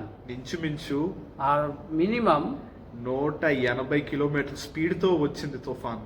180 কিলোমিটার স্পিডে এসছে তুফানটা। మన గృహాలు నష్టపోయాము, আমাদের নিজের নিজের বাড়ি ভেঙে গেছে, మన ఆస్తులు నష్టపోయాము, আর আমাদের আস্তি সম্পত্তি সব নষ্ট হয়ে ఎంతో গেছে। మంది ప్రాణాలు నష్టపోయారు. অনেক জনের প্রাণ হারিয়েছে, ఎంతో మందికి చేతిలో చిల్లి గవ్వ లేకుండా আর ఉండిపోయారు. অনেক জনের হাতে একটা কড়ি পয়সা নেই। ఈ ఆంఫాన్ తుఫాన్ అంత భయంకరమైన పరిస్థితులు తీసుకొచ్చింది. এই আমফান তুফানটা অনেক ভয়ঙ্কর পরিস্থিতি নিয়ে సుందర్బాన్ అనే ప్రదేశం সুন্দরবন বলে প্রদেশটা ఎప్పటికీ అంధకారంలోనే ఉందండి. এখনো অন্ধকারে আছে। మనం కూడా చాలా మంది 3-4 దినాలు కరెంట్ లేకుండా, భోజనం సరిగ్గా లేకుండా, నీళ్లు లేకుండా ఉన్నామండి. আর আমাদের মধ্যেও অনেক জনেরা জানেন যে 5টা দিন কারেন্ট নেই, আর খাবার জল নেই, খাবার নেই। మనలో చాలా మంది అడిగి ఉండొచ్చు ఈ ప్రశ్న, আর এই প্রশ্ন আমাদের মধ্যে অনেকজন জিজ্ঞাসা করতে পারে, దేవుడు ఎక్కడున్నాడు? ঈশ্বর কোথায় আছে? నన్ను ఎవరు చూసుకుంటారు? আমাকে কে দেখবেন? ఇక్కడ ఏమవుతుంది? এখানে কি হচ্ছে? దేవుడు ఎక్కడున్నాడు? 3 ప్రశ్నలు మనం చూస్తున్నాం. ওই 3টে প্রশ্ন আমরা দেখি। దేవుడు ఎక్కడున్నాడు? ঈশ্বর কোথায় আছেন? నన్ను ఎవరు చూసుకుంటారు? আমাকে কে দেখবেন? ఇక్కడ ఏమవుతుంది? এখানে কি হচ্ছে? మన assembly of Christ school and church మనం చూసుకుంటే এখানে আমরা দেখি অ্যাসেম্বলি অফ ক্রাইস্ট চার্চ আর অ্যাসেম্বলি অফ ক্রাইস্ট স্কুলকে যদি দেখি, ఇక్కడ కూడా ఈ ఆంఫాన్ తుఫాన్ వల్ల అపారమైన నష్టం జరిగిందండి. এখানেও আমরা দেখতে পাচ্ছি আমফান তুফানের মাধ্যমে এখানে অনেক কিছু নষ্ট మన হয়েছে। క్యాంపస్ లో ఎన్నో చెట్లు ఉంటాయి, ఎంతో సుందరంగా ఉండేది మన క్యాంపస్. আর আমাদের ক্যাম্পাসে আমরা দেখতে পাচ্ছি কত সুন্দর গাছ গাছেরা সব ভরে আছে। కానీ తుఫాను వల్ల మీరు ఫోటోలో చూడొచ్చు ఇప్పుడు কিন্তু এই তুফানের মাধ্যমে আপনারা এই ফটোগুলো দেখতে পাচ্ছেন ఎంత భయంకరమైన పరిస్థితి చూసారా? কত ভয়ঙ্কর পরিস্থিতি দেখতে 4 পাচ্ছেন। దిక్కుల చెట్లు పడిపోయి ఆస్తి నష్టం జరిగింది. এই চারিদিকের গাছগুলো পড়ে গিয়ে সব নষ্ট হয়ে গেছে। నేను నా కుటుంబంతో కలిసి దగ్గరుండి ఆ తుఫాన్ వచ్చినప్పుడు చూసాం. ఎంతో భయాందోళనలోకి వెళ్ళాము. আর আমাদের পরিবার সহ আমরা দেখছি এখানে আমাদের যে কত কিছু ఆ ক্ষতিকর రాత్రి గడిచిన తర్వాత এই রাত্রির হয়ে যাওয়ার পরে 21వ తారీఖు 21 তারিখ ఎప్పుడైతే ఉదయం కాలాన్ని అన్ని చూసామో যখনই সকালবেলা এইগুলো দেখছি చాలా బాధ అనిపించింది, খুবই দুঃখ পেয়েছিলাম భయం వేసింది. আর ভয় পেয়েছিলাম। కానీ কিন্তু అదే సమయంలో ওই সময় దేవుడు నాకు ఇచ్చిన వాగ్దానం గుర్తొచ్చింది. ঈশ্বর আমাকে যে কথা দিলেন সেটা মনে পড়েছে। నా వాగ్దానం ఏంటో తెలుసా? আর সেই কথাটা কি জানেন? ఇందాకే చెప్పాను, একটু আগে বলা হয়েছিল, కీర్తనలు 55 అధ్యాయము 22వ వచనం. একটু আগে বলা হয়েছিল গীত সংগীতা 55 অধ্যায় 22 পদ। నీ భారం యెహోవా మీద మోపుము, ఆయన నిన్ను ఆదుకొనును, నీతిమంతులను ఆయన ఎన్నడూ కదలనీయడు. నీతిమంతులను ఆయన ఎన్నడూ కదలనీయడు. কখনো ধর্মীয়কে বিচলিত হইতে দেবেন না। హల్లెలూయా. হালেলুয়া। ఎప్పుడైతే ఆ ఉదయకాల దినాన్ని చెట్లన్నీ పడిపోయాయో ఈ వాక్యం నాకు గుర్తొచ్చిందండి. আর যখনই সকালবেলা আমি উঠে দেখি যে গাছ গাছা সব চারিদিকে ভেঙে পড়ে গেছে, তখন এই বাক্যকে আমি স্মরণ నిజంగా ఈ করি। రోజు ఒక సాక్ష్యం మీకు చెప్పుతున్నాను. আর সত্যি করে আজকে একটা সাক্ষ্য দিয়ে বলছি। దేవుడు ఎంత గొప్పవాడంటే, ఎన్ని మేలులు చేసేవాడంటే, আর ঈশ্বর কত মহান, কত উপকার করেন। ఆయన ఇచ్చిన వాగ్దానం ఎప్పుడు సంపూర్ణమయ్యేలా చూస్తాడండి ఆయన. আর উনি যা কথা দিয়েছেন সেটা পূর্ণ রীতিতে হচ্ছে বলে, সেটা বাস্তব হচ্ছে বলে দেখতে পাচ্ছি। ఈ ఆంఫన్ తుఫాను এই আমফান তুফান ఏ డిరెక్షన్ లో వచ్చిందండి? আর কি ডিরেকশনে এসেছিল? సౌత్ ఈస్ట్ డైరెక్షన్, దక్షిణ పూర్వ దిక్కు থেকে এসছেন. আর সেটা দক্ষিণ পূর্ব দিক থেকে এসেছে। ఎప్పుడైతే ఆ డిరెక్షన్ చేంజ్ అయిందో, తుఫాన్ వచ్చినప్పుడు, తుఫాన్ రాకముందు చెప్పారు ఒక డైరెక్షన్ లో వస్తుందండి. আর তুফান আসার আগে একটা ডিরেকশন দিয়েছিলেন এই দিক দিয়ে আসবে বলে, కానీ తుఫాన్ వచ్చినప్పుడు ఇంకో డైరెక్షన్ లో వచ్చింది. যখন তুফান ঝড় এসছে আরেকটা দিক থেকে এসছে, ఈ దక్షిణ దిక్కు నుంచి వచ్చింది అనమాట. এই দক্ষিণ পূর্ব দিক থেকে এসছে। ఎప్పుడైతే ఈ దక్షిణ దిక్కు నుంచి వచ్చిందో, আর যখনই এই দক্ষিণ দিক দিয়ে এসে ఆ తుఫాన్ యొక్క ఫోర్స్ ఇటువైపు వచ్చింది అనమాట. সেই ঝড়ের তুফানের যে ফোর্সটা এই দিক দিয়ে এসছে, ఆ డైరెక్షన్ మార్చుకుని ఇటువైపు వచ్చింది అనమాట. সেই ডিরেকশন যেটাই ছিল সেটা চেঞ্জ করে অন্য ఈ দিক రైట్ দিয়ে సైడ్ వచ్చింది అనమాట. ডান দিক দিয়ে এসেছিল।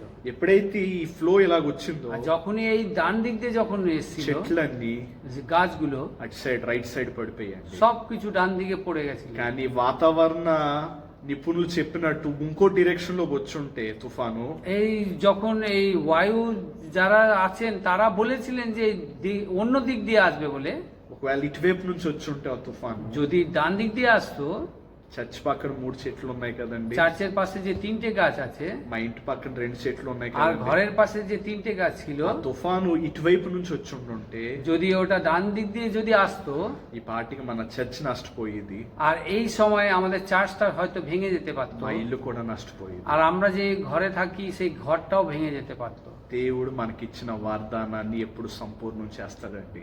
আর ঈশ্বর আমাদের যখন যখন কথা দিলেন সেই কথাগুলো পূর্ণ করতেন। ఆయన మనల్ని కదలనీయడు, উনি আমাদেরকে কোনো দিন নড়াবেন না, కష్టం తీసుకురాడు. আমাদের জীবনে কষ্ট తుఫాను নিয়ে আসবেন। నిజంగా మన జీవితంలో కష్టం తీసుకొచ్చింది, আর অবশ্যই আমরা দেখি যে তুফানটা আমাদের জীবনে কষ্ট নিয়ে এসছে, కానీ কিন্তু మన సంఘానికి ఏం అవ్వలేదు, আমাদের মন্ডলী কিছু হয়নি, నా గృహానికి ఏం আমার అవ్వలేదు, বাড়িটাও কিছু হয়নি, నా జీవితానికి ఏం আর అవ్వలేదు. আমাদের জীবনেও কিছু হয়নি। కష్టకాలంలో কষ্টকালে ఆయన ఇచ్చిన వాగ్దానాలు గుర్తుపెట్టుకోండి. আর উনি আমাদের যে কথা দিলেন সেই কথাকে মনে করুন। చెట్లు చూశారు కదండి ఎంత భయంకరంగా పడిపోయాయో. এই গাছগুলো দেখেছেন কি ভয়ঙ্কর রূপে చాలా পড়ে গেছে, బలమైన చెట్లు, ఎన్నో సంవత్సరాల నుంచి నిలబడ్డ చెట్లు అయ్యండి. আর বহু বছর ধরে এই গাছ দাঁড়িয়ে আছে, সেই গাছগুলো সব ভেঙে পড়ে গেছে। దేవుడు ఇచ్చిన ఈ కృపను బట్టి, ఆయన మమ్మల్ని రక్షించిన విధానం బట్టి, ఆయన మనల్ని రక్షించిన విధానం బట్టి దేవునికి వందనాలు, స్తోత్రాలు కనుగొడాక. আর హల్లెలూయా. ঈশ্বরের যে কৃপা দয়া আমাদের উপরে আছে বলে আজকে এই ঝড় তুফান আসলে পরেও আমরা সুরক্ষিত আছি ঈশ্বরের দয়াতে। আমরা হালেলুয়া বলি। మనం ఎప్పుడు আমরা সর্বসময় జ్ఞాపకం ఉంచుకోవాలండి. সর্বসময় মনে রাখতে হবে, గడిచిన కాలం దేవుడు మనల్ని ఎంతగా కాచి కాపాడారో జ్ఞాపకం ఉంచుకోవాలి. গতকাল ঈশ্বর আমাদের সর্বসময় সুরক্ষিত ভাবে রেখেছেন বলে আমরা মনে রাখতে হবে। పూర్తి బైబిల్లో পূর্ণ বাইবেলে జ్ఞాపకం ఉంచుకొనుట, মনে রাখবেন ఈ పదము এই কথাটাকে ఎక్కువగా সর্বসময় ఎక్కువగా বেশি সংখ্যাতে বেশি সংখ্যায় ద్వితీయోపదేశ కాండంలోనే చూస్తున్నాం మనం. আমরা দ্বিতীয় বিবরণেই দেখতে পারি। దాంట్లో ఎన్నిసార్లు ఉందండి? আর ওইখানে কতবার আছে? యెహోవా దేవుడు ఎప్పుడు చెప్పేవారు ఈ మాట? আর সদাপ্রভু সর্বসময় বলতে পারেন, జ్ఞాపకం ఉంచుకో, মনে রাখুন, గుర్తు పెట్టుకో. মনে রাখুন। ఎన్నిసార్లు చెప్పారు ఆయన? কতবার বলেছেন? 15 సార్లు। 15 বার বলেছেন। ఎప్పుడు? ఆ రోజులు ఇజ్రాయేలీలు చెప్పారు ఆయన మాట. আর ওই সময় ইসরায়েল বাসস্থদেরকে বলেছিলেন, యెహోవా దేవుడు ఏం చెప్పాడు? সদাপ্রভু কি বলছিলেন? గుర్తు పెట్టుకోండి, মনে রাখবেন నేను మీ దేవుణ్ణి, আমি তোমাদের ঈশ্বর। గుర్తు పెట్టుకోండి, মনে রাখবেন ఐగుప్తు దేశాన్ని నుంచి నేను మిమ్మల్ని బయటికి తీసుకొచ్చాను, সেই মিশর দেশ থেকে তোমাদের বের করে নিয়ে గుర్తు పెట్టుకోండి, মনে রাখবেন పాపాన్ని నుంచి మంచి మార్గంలోకి తీసుకొచ్చాను, পাপের পথ থেকে ভালো পথে নিয়ে এসেছি, గుర్తు పెట్టుకోండి, মনে রাখবেন బానిసత్వం నుంచి স্বাধীনత విడుదల ఇవ్వడానికి మిమ్మల్ని బయటికి తీసుకొచ్చాను। সেই অনেক আমরা চাকরের রূপে যখন ছিলাম সেই জায়গাটা থেকে আমাকে মুক্তি করেছেন, గుర్తు పెట్టుకోండి, মনে রাখবেন చేదుకున్న జలాల్ని మధురంగా మార్చాను, আর যেই জায়গাটায় একদম তেতর যায় জলটাকে আমি মিষ্টি রূপে గుర్తు তৈরি করেছি। పెట్టుకోండి, মনে রাখবেন మీకు ఆకలేసినప్పుడు మన్నానిచ్చాను, যখন আপনাদের খিদে পেয়েছিল তখন আমি মান্না দিয়েছি। గుర్తు పెట్టుకోండి, মনে রাখবেন ఎర్ర సముద్రాన్ని 2 పాయలుగా చేసి మిమ్మల్ని ముందుకు తీసుకెళ్లాను, লাল সমুদ্রকে আমি দুটো ভাগ করে তোমাদের ওই পথে గుర్తు চালিয়েছি। పెట్టుకోండి, মনে রাখবেন ఫరో సైన్యాన్ని నేను మీ గురించి నాశనం చేశాను, ফরোর সৈনিকদেরকে তোমাদের জন্য আমি নাশ করেছি। గుర్తు పెట్టుకోండి, মনে రాখবেন పాలు తేను ప్రవహించే దేశానికి నేను మిమ్మల్ని తీసుకెళ్ళబో। আর সেই জায়গাটা দুধ মধু বেয়ে চলে যাচ্ছে সেই জায়গাটা তোমাদের নিয়ে యెహోవా গেছে। దేవుడు ఎప్పుడు ఈ మాట చెప్పాడు? আর ঈশ্বর সদাপ্রভু কখন ওই কথা বলেছেন? గుర్తు పెట్టుకోనండి। এটা মনে রাখবেন বলে। మీలో ఎంతమంది আপনাদের মধ্যে কতজন దేవుడు మీ చేతిలో చేసిన ఉపకారాలను గుర్తు పెట్టుకున్నారు ఈ కష్టకాలంలో? এই কষ্টকালে ঈশ্বর যে উপকারগুলো আপনাদের জীবনে করেছেন এইটাকে মনে রেখেছে? విశ్వాసం కలిగి ఉండండి, বিশ্বাস রাখুন, నిరీక్షణ కలిగి ఉండండి। আপনারা আশা রাখুন। ఈ కష్టకాలం కొద్ది దినాలు మాత్రమే এই ఉంటది, কষ্টকাল কিছুদিনের জন্য, కానీ ఈ కష్టకాలంలో విశ్వాసంలో బలంగా ఉండాలంటే గడిచిన కాలం దేవుడు మీ జీవితంలో ఏం చేశారో జ్ఞాపకం ఉంచుకుని అడుగులు ముందుకు వేసుకుంటూ వెళ్ళండి। এই কষ্টকালে আপনারা বিশ্বাস করে একদম শক্তির রূপে দাঁড়িয়ে থাকুন আর ঈশ্বর কি কথা দিয়েছেন সে তার উপরে ఇది మన ভরসা করে এগিয়ে যান। విశ్వాసానికి భరోసానిచ్చే మాట। আমাদের বিশ্বাসের ভরসা এর মানে తెలుగులో ఒక మంచి పాట ఉంది, তেলুগুতে একটা গান আছে, గడిచిన కాలం গতকাল కృపతో మమ్ము কৃপার দয়াতে আমাদের దాచిన దేవా রেখেছেন ঈশ্বর, నీకే స్తోత్రం। তোমারই ধন্যবাদ। ఈ పాట పాడుకుందాం। এই গানটা করব, తెలుగు భాషలో పాడుతున్నాను, তেলুগুতে আমি গান করছি మనందరికి అర్థమవుతుందని నేను আর నమ్ముతున్నాను। আমরা সবাই একটু বুঝতে Hallelujah. পারি বলে ఈ ঈশ্বর పా- ఈ పాట పాడుకుందాం। এই গানটা করব।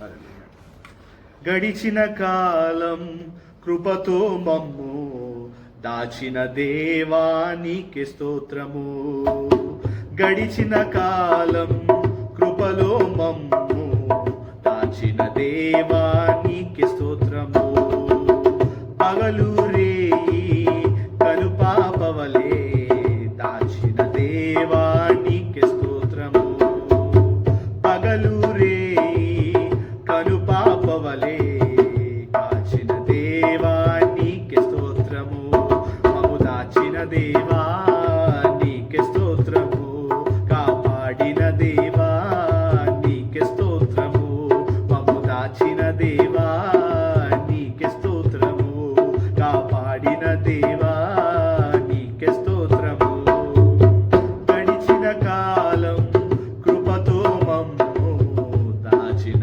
దేవా నీకే స్తోత్రము, గడిచిన కాలం కృపతో మమ్ము దాచిన దేవా నీకే స్తోత్రము।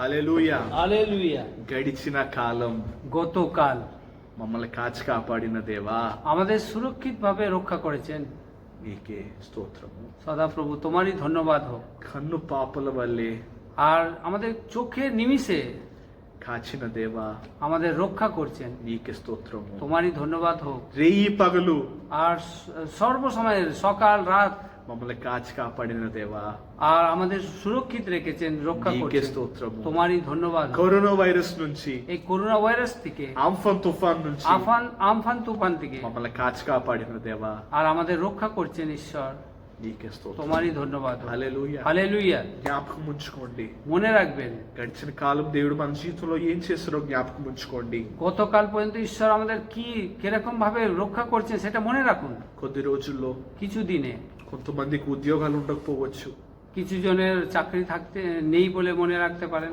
కొంతమందికి శాలరీ రాకపోవచ్చు, কিছু জনের জীবনে মায়না পাচ্ছেন না হয়তো, కొంతమందికి ఆరోగ్య సమస్యలు రావచ్చు. কিছু জনের জীবনে হয়তো আরোগ্যত সমস্যায় ఇప్పుడు আসতে మన পারে। జీవితాలు చూసుకుంటే এখন আমাদের নিজের জীবন দেখি చాలా మందికి ఉద్యోగాలు పోయాయి, অনেক জনের জীবনে চাকরি চলে গেছে, బిజినెస్ నడవట్లేదు, তাদের বিজনেস চলছে না, డబ్బులు రావట్లేదు, টাকা আসছে না, హెల్త్ ప్రాబ్లమ్స్ వస్తున్నాయి, শরীরের వివాహాలు అవ్వట్లేదు, তাদের বিয়ে হচ্ছে না, బాలింతలో ఉన్నారు. আর অনেক দুঃখ কষ্ট আছে। ఎన్ని కష్టాలే, এই সব কষ্ট కష్టాలు అందరికీ ఉంటాయి. কষ্ট সবার জীবনে నీకున్నాయి, నాకున్నాయి, బ్రదర్ కున్నాయి, అందరికీ ఉన్నాయి. তোমার আছে, আমার আছে, ব্রাদারের আছে, সবার আছে। ఇదే సమయంలో এই সময় మనలో చాలా మందికి ఏమొస్తుందండి? আর আমাদের মধ্যে কি আসছে? భయం వస్తుంది, ভয় আসছে, నొప్పి వస్తుంది, ব্যথা আসছে, సందేహం వస్తుంది. সন্দেহ আসছে। సందేహం ద్వారా সন্দেহর মাধ্যমে 3 ప్రశ్నలు వస్తున్నాయి. তিনটে প্রশ্ন জাগছে। దేవుడు ఎక్కడ ఉన్నాడు? ঈশ্বর কোথায় আছেন? నన్ను ఎవరు చూసుకుంటారు? আমাকে কে দেখছেন? ఏమవబోతుంది? কি হতে ఈ চলেছে? ప్రశ్నలు మీ జీవితంలో వచ్చినప్పుడు এই প্রশ্ন আপনাদের জীবনে যখনই আসে, దేవుడు ঈশ্বর మీ జీవితంలో చేసిన కార్యాలు గుర్తుపెట్టుకోండి. আর আপনাদের জীবনে যে কার্যকারী করছেন সেটা মনে রাখুন।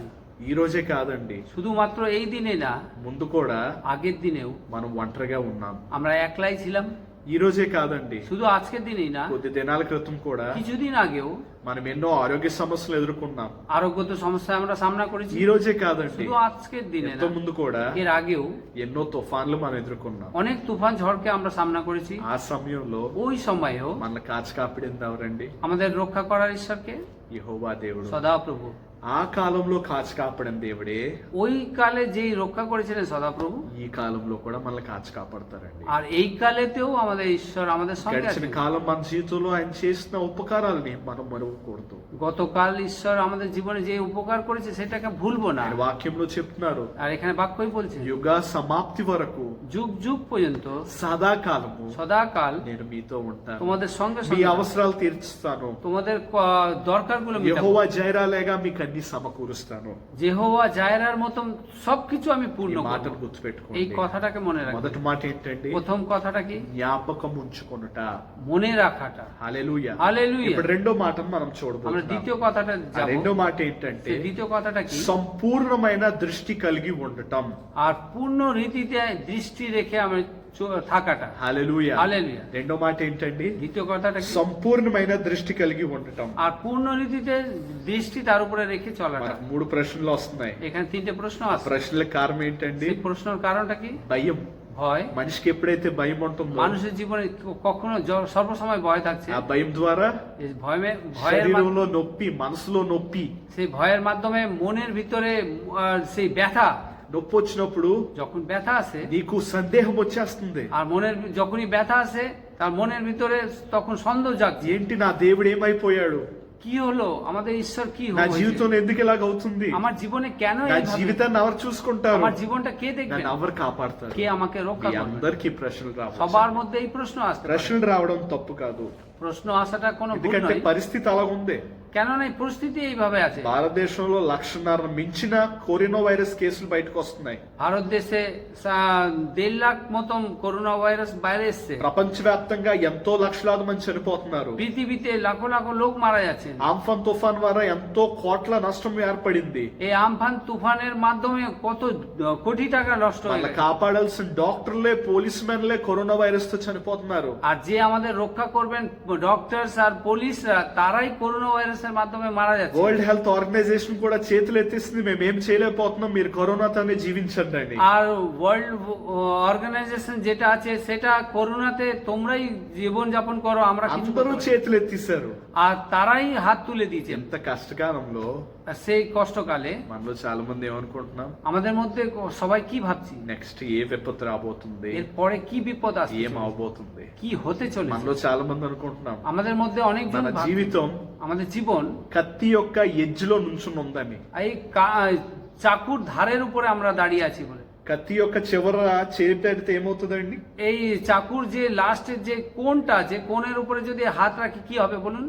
కట్ అవుతుంది కదా. কেটে যাবে তো। మన జీవితంలో కూడా చాలా మంది అనుకుంటున్నారు আমাদের জীবনেও অনেকজন এইভাবে మన ভাবছে, జీవితం కత్తి యొక్క మూలలో ఉందని. আমাদের জীবন এই ছুরি চাকুর একদম ধারের মধ্যে আটকে আছে। ఎంత భయంకరమైన సమయం అండి. কত ভয়ঙ্কর সময়। మన కాపాడే డాక్టర్లు, నర్సులే, పోలీసులే కరోనా వైరస్ తో బాధపడుతున్నారు. আর আমাদের যে রক্ষা করবে সেই ডক্টর, সেই নার্স, সেই পুলিশ, তারাই করোনা ভাইরাসে హాస్పిటల్లో বিপদে আছে। సరైన సదుపాయాలు లేవు, হসপিটালে ঠিক ঠিক আমাদের যোগান দিতে পারছেন না, వెంటిలేటర్స్ లేవు, তাদের আমাদের জানলার যে হাওয়াটা পাচ্ছি না, చాలా మంది తినడానికి భోజనం లేదు, অনেক জনেরা খাবার নেই, లేబరర్స్ ఎవరైతే ఉన్నారు ఈ ప్రదేశం నుంచి ఆ ప్రదేశానికి వెళ్ళడానికి కష్టపడుతున్నారు, আর যে লেবার গুলো আছেন এই প্রদেশ থেকে ওই প্রদেশে কষ্ট করার জন্য এগিয়ে যাচ্ছে, కొంతమంది రెంట్ హౌస్ లో ఉన్న వాళ్ళని పంపించేస్తున్నారు బయటికి, আর যারা যারা ভাড়া ঘরে আছেন তাদেরকেও পাঠিয়ে দিচ্ছেন নিজের নিজের বাড়িতে। కష్టకాలం কষ্টকাল మనందరి జీవితాల్లో చూస్తున్నాం, আমাদের সবার জীবনে আমরা দেখছি, మనందరి జీవితంలో ఈ కష్టకాలు చూసినప్పుడు আমাদের সবার জীবনে যখন এই কষ্টকাল দেখছি మనందరికి ఏమొస్తుందండి? আমাদের কি আসছে? భయం, ভয়, నొప్పి, ব্যথা, సందేహం. সন্দেহ। సందేహం ద్వారా সন্দেহের মাধ্যমে 3 ప్రశ్నలు మనకు వస్తున్నాయి. তিনটে প্রশ্ন আমাদের মধ্যে আছে। దేవుడు ఎక్కడ ఉన్నాడు? ঈশ্বর কোথায় আছেন? ఏమవుతుంది? কি হচ্ছে? నన్ను ఎవరు చూసుకుంటారు? আমাদের কে দেখবেন? ఈ ప్రశ్నలు వచ్చినప్పుడు যখন এই প্রশ্ন যখন আসে ఒక వాక్యం నిజంగా আর একটা বাক্য সত্যি করে నన్ను వేరే విధంగా ఆలోచించేలా చేసింది. আমাকে অন্য প্রকার চিন্তা করার বিষয় মতো ఈ విధంగా కూడా మనం చేయొచ్చు ఆ కష్టకాలంలో. এই কষ্টকালে আমরা এই প্রকারও করতে পারি। ఆ వాక్యం ఏంటంటే এই বাক্যটা কি?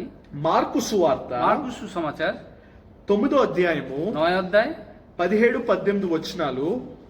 17-18 পথে আমরা যদি দেখি, ఇప్పుడు సమయం లేదు కాబట్టి এখন সময় নেই তার কারণ మనము 2-3 మాటలు చూడొచ్చు ఇక్కడ అంతే. এখানে দুটো তিনটে কথা আমরা দেখি। ఇక్కడ ఈ వాక్యాన్ని మనం చూస్తే এখানে যদি আমরা এই বাক্য ఇక్కడ দেখি, ఒక తండ్రి ఉన్నాడు.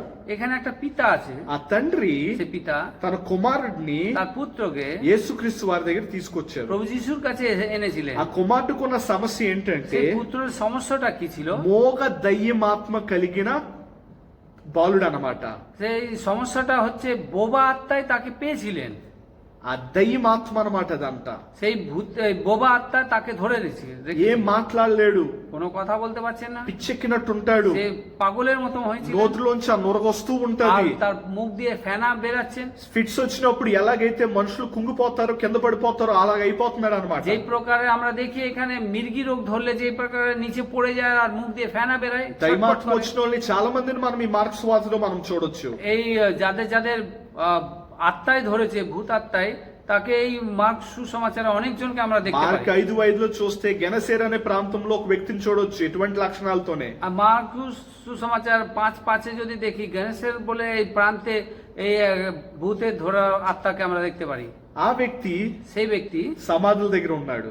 সমাধির কাছে আছে। కానీ ఈ బాలుడు কিন্তু এই పుత్రుটা తన కుటుంబ సభ్యులతో তার পরিবারের সহ, కుటుంబంలో ఇంట్లోనే ఉన్నాడు అనమాట. তার পরিবারের সাথেই আছেন। మీరు తర్వాత సమయం వచ్చినప్పుడు ఆ వాక్యాన్ని చదవండి. আর আপনাদের যখন সময় হবে তখন এই বাক্যটা পড়ে নেবেন। ఇక్కడ మనం వాక్యాన్ని స్పష్టంగా చూస్తే এখানে যদি বাক্যকে আমরা স্পষ্ট রূপে দেখি, ఇక్కడ এখানে ఆ తండ్రి ওই পিতা ఆ కుమారుడిని పట్టుకుని ওই পুত্রকে ধরে యేసుక్రీస్తు వారి దగ్గరకు వచ్చారు. প্রভু যিশুর কাছে এসেছিলেন। తండ్రి পিতা తన కుమారుడిని పట్టుకుని ওনার পুত্রকে নিয়ে యేసుక్రీస్తు প্রভু వారి যিশুর దగ్గరకు কাছে వచ్చారు. এসেছেন। ఆ కుమారుడికున్న సమస్య ఏంటండి? ওই পুত্রের সমস্যাটা কি ছিল?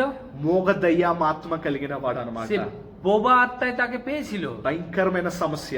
অনেক ভয়ঙ্কর ఇక్కడ সমস্যা ఆ ছিল। వ్యక్తి ఏం చెప్తున్నాడో మనం చూడొచ్చు. এখানে সেই ব্যক্তিটা কি বলছেন সেটা আমরা দেখি। మార్క్స్ వార్త 9వ అధ్యాయము মার্কুস সুসমাচার 9 অধ্যায় 22వ వచనం చివరిలో మనం చూస్తే, আর যদি 22 পদের লাস্টের দিকে আমরা যদি మనం দেখি, చదవట్లేదు కానీ అక్కడ కొన్ని మాటలు ఉన్నాయి, మనం చూద్దాం. আমরা పড়ছি না কিন্তু এখানে কিছু কথা আছে দেখুন। ఆ తండ్రి ఏం చెప్పారు యెహోవా దేవుడితో? ఓయ్ యేసుక్రీస్తు వారితో ఏం చెప్పారు? প্রভু যিশুর সঙ্গে ও পিতা কি বলছিলেন? నాపై కనికరపడి సహాయము చేయమయ్యా. আর এখানে আছে, చివర్లో మనం చూడొచ్చు, আমরা 22 লাস্টের দিকে, చివర్లో చూడొచ్చు. আমাদের প্রতি দয়া করিয়া উপকার করুন। హల్లెలూయా. হালেলুয়া। ఆలోచించండి అండి. এখানে ভাবুন, ఆ తండ్రి ওই পিতা ఆ বলছেন, వాక్యాన్ని మీరు సరిగ్గా చూస్తే ওই বাক্যটা আপনারা ঠিক করে যদি দেখেন, తన కొడుక్కి భయంకరమైన సమస్య ఉందని ఆ తండ్రికి తెలుసు. তার পুত্র ভয়ঙ্কর সমস্যা আছে বলে পিতা জানতেন, భయంకరమైన కష్టం ఉందని తెలుసు. তার জীবনে অনেক ভয়ঙ্কর কষ্ট আছে বলে তার అలాగని చెప్పి ఇంట్లోనే ఆగిపోలేదండి ఆ ওই తండ్రి. কষ্টটা আছে বলে ওর পিতা ওইভাবে বাড়িতে থেকে যায়, కొడుకు ఇంట్లోనే ఉంచలేదు, তার ছেলেকেও বাড়িতে রাখেন, అందరి దగ్గరికి వెళ్ళాడు. সবার কাছে গেছিলেন, సహాయం చేయండి సహాయం చేయండి అని. সবার কাছে গিয়ে সাহায্য করুন বলে యేసుక్రీస్తు యొక్క శిష్యుల దగ్గర కూడా వచ్చాడు. বলছিলেন। প্রভু যিশুর শিষ্যর কাছেও এসেছিলেন, అయినా వాళ్ళు కూడా సహాయం చేయలేకపోయారు. কিন্তু তারাও সাহায্য করতে পারেনি। అయినా సరే তবুও ఈ తండ్రి వెనుదిరగలేదు.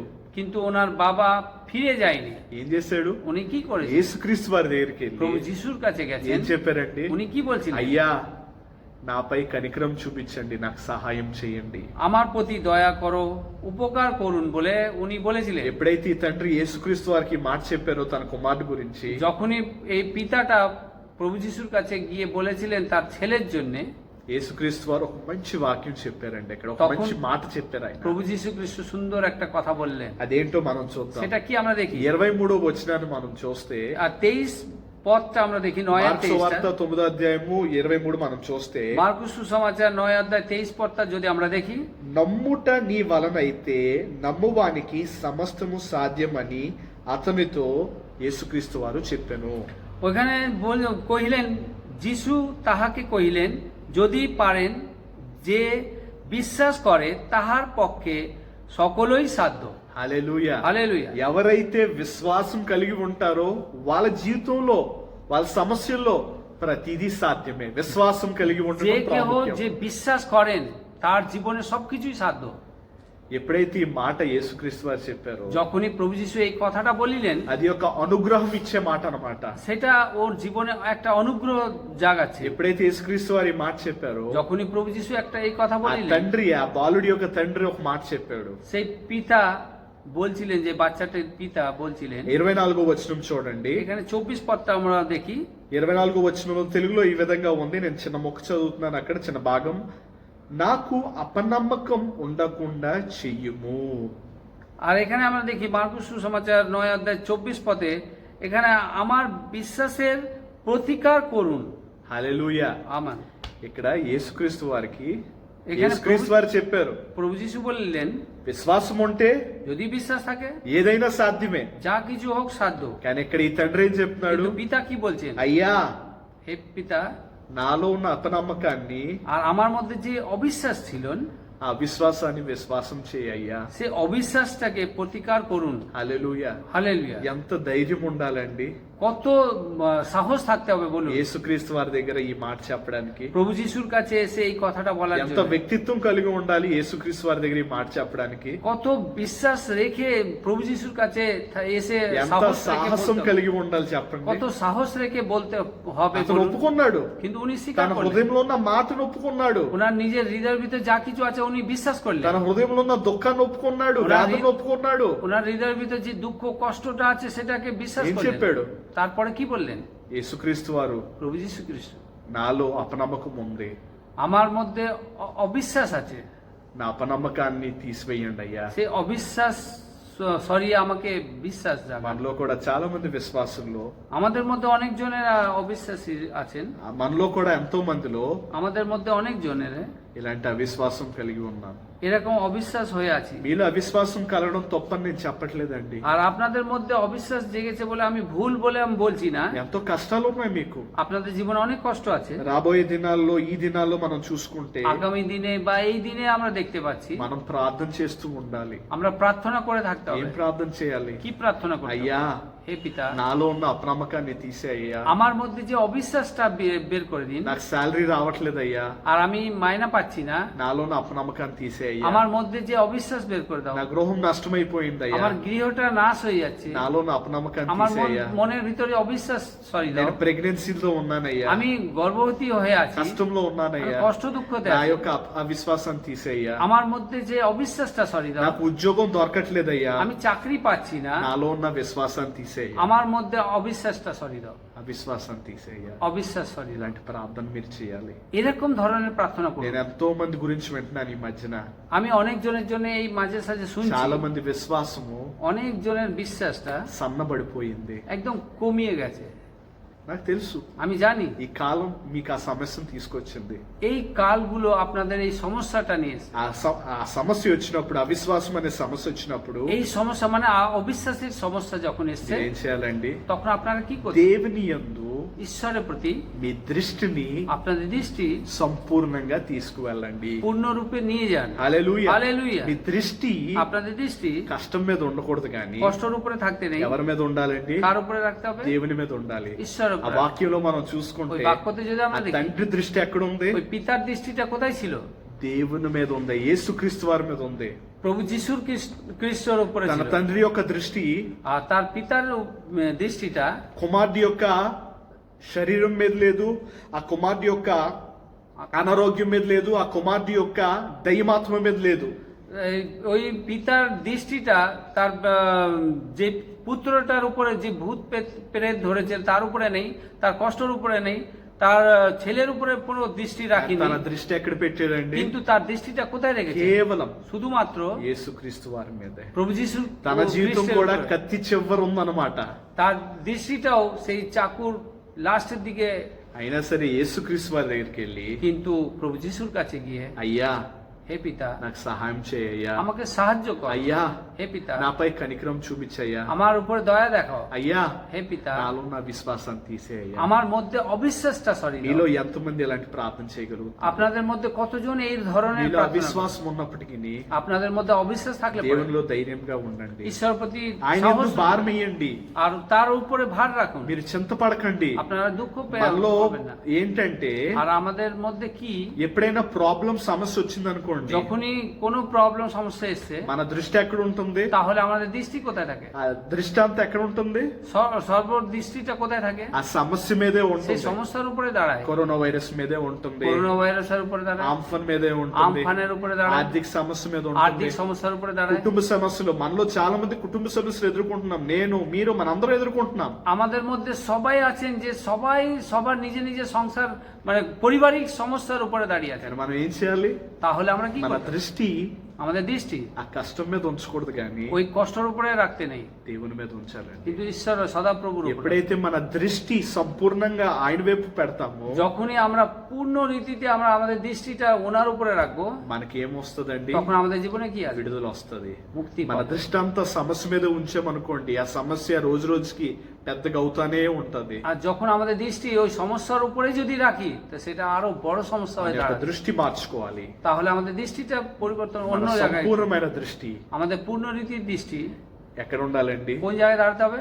యేసుక్రీస్తు వారి మీద প্রভু ఉండాలి. যিশুর উপরে রাখতে రెండు হবে। విషయాలు మనం আমরা తెలుసుకున్నాం. দুটো বিষয় জানলাম। మొదటిగా প্রথম జ్ఞాపకం ఉంచుకోవడం, মনে রাখা, రెండోది দ্বিতীয় సంపూర్ణమైన దృష్టి దేవుని యందు చూపించడం. আর পূর্ণ দৃষ্টি ঈশ্বরের উপরে রাখা। మీకు ఒక ఉదాహరణ చెప్పుతున్నాను. একটা উদাহরণ বলি, మీ అందరికి తెలుసు కదండి, আপনারা সবাই জানেন యేసుక్రీస్తు వారు প্রভু যীশু খ্রিস্ট సిలువ వేయబడినప్పుడు যখন ক্রুশে বহন করছিলেন, చాలా భయంకరమైన సమస్యలను ఆయన ఎదుర్కొన్నాడు. সেই সময় অনেক ভয়ঙ্কর সমস্যাকে সামনা ఆ করে। సిలువయ్యకు ముందు ওই ক্রুশে দেওয়ার আগে యేసుక్రీస్తు వారితో প্রভু যীশু খ্রিস্টের সঙ্গে 12 మంది శిష్యులు ఉన్నారు. 12টা শিষ্য ছিলেন, ఎంతో ఆనందంగా సేవ చేశారు. আর অনেক আনন্দ রূপে শিষ্য সমাচার ఎప్పుడైతే করেছেন। యేసుక్రీస్తు వారు যখনই প্রভু যীশু খ্রিস্ট సిలువ వేయబడుతున్నారో, আর ক্রুশে মানে উনি যাচ্ছিলেন, 12 మంది శిష్యుల్లో 12 শিষ্যর মধ্যে, ఎంతమంది శిష్యులు అక్కడ ఉన్నారండి సిలువ దగ్గర? 12 শিষ্যর মধ্যে ক্রুশের কাছে কতজন শিষ্য ছিলেন? ఒకే ఒకరు ఉన్నారు. একজন ছিলেন। తన ప్రియమైన శిష్యుడు তার প্রিয় শিষ্য ছিলেন పేతురు পিতর। 3 సార్లు 3 বার ఏం చెప్పాడండి? কি বলেছেন? యేసుక్రీస్తు ఎవరో నాకు తెలియదు. প্রভু যীশু খ্রিস্ট কে আমি জানি না। ఎప్పుడైతే యేసుక్రీస్తు వారిని తీసుకుని వెళ్ళారో రోమాధికారులు, যখন রোম অধিকাররা প্রভু যীশু খ্রিস্টকে নিয়ে যাচ্ছিলেন, శిష్యులందరూ ఇటు అటు వెళ్ళిపోయి దాక్కుండి పోయారు. শিষ্যরা সবাই মিলে এদিক ওদিক বিচ্ছিন্ন হয়ে গিয়ে লুকিয়ে গেছে। 12 మందిలో আর 12 জনের মধ্যে ఒకే ఒక్కడు একজন শিষ্য యోహాను, যোহন, కేవలం ఆ ఒక్క శిష్యుడే শুধুমাত্র যোহন এক শিষ্য సిలువ దగ్గర ఉన్నాడు. ক্রুশের কাছে দাঁড়িয়ে। ఎప్పుడైతే యేసుక్రీస్తు వారిని సిలువేశారో, আর যখনই প্রভু যীশু খ্রিস্টকে ক্রুশে দিলেন, తనతో ఉన్న శిష్యులందరూ, তার সঙ্গে যত শিষ্যরা ছিলেন, యేసుక్రీస్తు శిష్యులందరూ প্রভু যীশুর শিষ্যরা সবাই ఏమనుకున్నారు? তারা কি ভেবেছেন? ఇంకా అయిపోయింది, এখানে সমাপ্ত হয়ে গেল, అంతా అయిపోయింది, এখানে সবকিছু সমাপ্ত, ఇంకేమీ లేదు. আর এখানে কিছু নেই। యేసుక్రీస్తు వారిని సిలువేశారు, প্রভু যীশু খ্রিস্টকে ক্রুশে দিলেন, ఇంకా కష్టం వచ్చేసింది, এরপরে আমাদের কষ্ট এসেছে, ఇంకేమీ లేదు, এখানে আর কিছু নেই, ఏమీ లేదు. কিচ্ছু নেই। ఆ 12 మందిలో ওই 12 জনের মধ্যে ఆ 11 మంది అలాగ వెళ్ళిపోయారు. 11 জন এইভাবে চলে গেছে। ఒకే ఒకడు ఇక్కడ ఉన్నాడు. একজন ক্রুশের ఆ কাছে। ఒకే ఒకడు ఏం చూశాడండి? ওই একজন কি দেখলেন? ఆ ఆ ముగింపు సమయాన్ని చూడలేదు కానీ, ওই সমাপ্ত যে তখন হচ্ছিল ওইটা দেখতে পারলেন না, ఆ కష్టాన్ని చూడలేదు ওই కానీ, কষ্টকে দেখতে পারলেন না। ఆ కష్టం అయిన తర్వాత কষ্টর পর నూతనమైన జీవితం ఏదైతే ఉండబోతుందో আর নতুনত্ব জীবন যেটা থাকছেন అది చూశాడు. সেটা দেখতে পেয়েছেন। అర్థమవుతుందా నేను చెప్పేది? আজকে কি বলছি সেটা বুঝতে পারছেন? 12 మందికి తెలుసు, এই 12 জন জানেন, దేవుడు చెప్పాడు ঈশ্বর বললেন నేను సిలువ వేయబడిన తర్వాత కూడా আমি ক্রুশে দেওয়ার পরেও 3వ దినాన్ని తిరిగి లేస్తాను, তৃতীয় দিনে আমি আবার পুনরুত্থান నీకు হব నూతనమైన జీవితాన్ని అనంత జీవితాన్ని ఇస్తాను, আর আপনাদেরকে নতুন জীবন అనంత জীবন দেব, నేను మళ్ళీ తిరిగి లెగిస్తాను. আমি আবার ఈ পুনরুত্থান మాట হব। ఎన్నో సార్లు 12 మందికి యేసుక్రీస్తు వారు చెప్పారు. এই কথাটা 12 জনকে প্রভু যীশু খ্রিস্ট অনেকবার বলেছেন, కానీ వాళ్ళు ఎంతమంది ఉన్నారండి సిలువ దగ్గర? কিন্তু তাদের মধ্যে ক্রুশের কাছে কতজন ছিলেন? ఒకే ఒక్క. একজন ছিলেন। మన జీవితం కూడా అంతే. ఇప్పుడు তেমন আমাদের জীবনেও এই మనం ধরনের। ఏమనుకుంటున్నాం? আমরা কি ভাবি అయిపోయింది, అంత అయిపోయింది, আমাদের জীবন এখানে শেষ, కష్టం కష్టం. কষ্টকাল। కానీ దేవుడు ఏం చెప్తున్నాడు? কিন্তু ঈশ্বর কি বলেন? శిష్యులకు చెప్పినట్టు మనకేం చెప్తున్నాడు? শিষ্যদের যে প্রকারে বলেছে আমাদের কি বলছেন? యుగాంతం వరకు, যুগ যুগ যুগ যুগ পর্যন্ত, సదాకాలము সদাকাল నేను మీతో ఉంటాను. আমি তোমাদের ఈ সঙ্গে మాట সঙ্গে। చెప్పిన తర్వాత కూడా এই কথা বলার পরেও మీలో ఎందుకండి అంత అవిశ్వాసం? మీలో তাহলে আপনাদের মধ্যে কেন এত অবিশ্বাস? ఎందుకు మీలో ఎంతో మంది దేవునికి దూరంగా వెళ్ళిపోతున్నారు? কেন আপনারা ঈশ্বরের থেকে অনেক দূরে চলে ఎందుకు যাচ্ছেন? మీలో చాలా మంది ఏంటి దేవుడు లేడు, ఎవరు లేరు, ఎవరు సహాయం చేయట్లేదు అనుకుంటున్నారు? আর কেন আপনারা বলছেন ঈশ্বর নেই, কেউ আমাদের ఆ সাহায্য করছে శిష్యులు না? కూడా అనుకున్నారు এখানে শিষ্যরাও ভেবেছিলেন సిలువేశ్వరు ఇంక అయిపోయిందని. ক্রুশে দিয়ে দিয়েছেন, তার কারণ সবকিছু కానీ সমাপ্ত। క్రూస్ తర్వాత ఏ నూతన జీవితం రాబోతుందో అది మాత్రం గ్రహించలేకపోయారు. কিন্তু ক্রুশের পরে কোনটা নতুনত্ব জীবন পাচ্ছে সেটা কেউ দেখতে পারলেন না। మనం కూడా అంతే.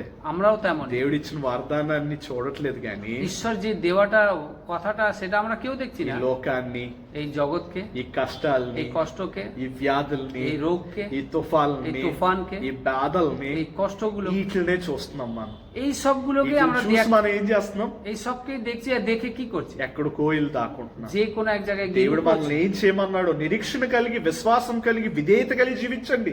আর ঈশ্বর কি বলছেন? তোমরা আশা রেখে, তোমরা আমার উপরে বিশ্বাস রেখে জীবন যাপন করো। చాలా మంది আর অনেকজনের ఇలాగ ఉన్నాం. এই প্রকারে আছে। రాబోయే దినాల్లో ఏ నూతన దీవెన రాబోతుందో దాని వైపు మనం చూడట్లేదండి. আর আগামী দিনে কোন আশীর্বাদ আমরা পেতে চলেছি সেইটার দিকে কেউ তাকাচ্ছে না। ఎందుకంటే మన మనుష్య జాతి అలాగైపోయింది. কেননা মানুষ জাতি এই প্রকারে। మొన్నటిదాకా ఏమనుకున్నాం?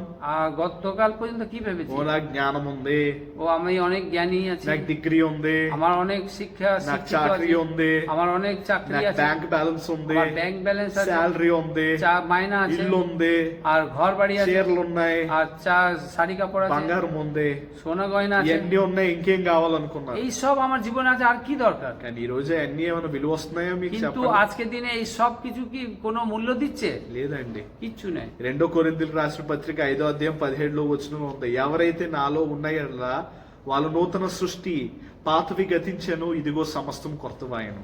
আর দ্বিতীয় কোরিন্থীতে সে লেখা আছে, 5:17లో ఉంది, আর 5:15 লেখা আছে, మీరు నూతన సృష్టి, তোমরা নতুন সৃষ্টি, పాతవి గతించెను, পুরনো সব চলে গেছে, ఇదిగో సమస్తము కొత్తవాయను. আর এই দেখো এই সমস্ত কিছু এখন নতুন। రాబోయే దినాల్లో కూడా సమస్తం కొత్తగా అవబోతుంది. আগামী দিনে সবকিছু সমস্ত নতুন। మీరు ఏం కలిగి ఉండాలి? আর তাহলে আপনার কি ఓపిక হবে? కలిగి ఉండాలి, একদম বিশ্বাস ভরসা রেখে থাকতে నిరీక్షణ కలిగి ఉండాలి. হবে, আর আশা রেখে থাকতে হবে। అలాంటి నిరీక్షణ నీకుందా సహోదరి సహోదరా? সে ওই ধরনের আশাটা তোমাদের মধ্যে আছে ভাই বোনেরা? అవిశ్వాసులు ఉండొచ్చు, অবিশ্বাস থাকতে পারে, మనలో చాలా మంది అవిశ్వాసులు ఉండొచ్చు. আর আমাদের মধ্যে অনেকজনের অবিশ্বাস ఎందుకు? থাকতে পারে। యేసుక్రీస్తు వారు పునరుద్ధానుడై బయటకు వచ్చిన తర్వాత আর দেখুন এখানে প্রভু যীশু খ্রিস্ট পুনরুত্থান হয়ে বাইরে যখন এসেছেন, తోమా ఏం చేశాడు? তোমা কি করেছিলেন? మనలాగే আমাদের মতন మొదట భయపడ్డాడు, প্রথমে ভয় পেয়েছিলেন, తర్వాత నొప్పి పొందాడు, তারপরে ব্যথা পেয়েছেন, తర్వాత సందేహం তারপরে పొందాడు. সন্দেহ পেয়েছেন। తోమా కూడా సందేహం పొందాడు కదా ఇక్కడ. এখানে থমাকে দেখি থমাও সন্দেহ জেগেছিল, అవునా కదా? చెప్పండి. হ্যাঁ কি না বলুন?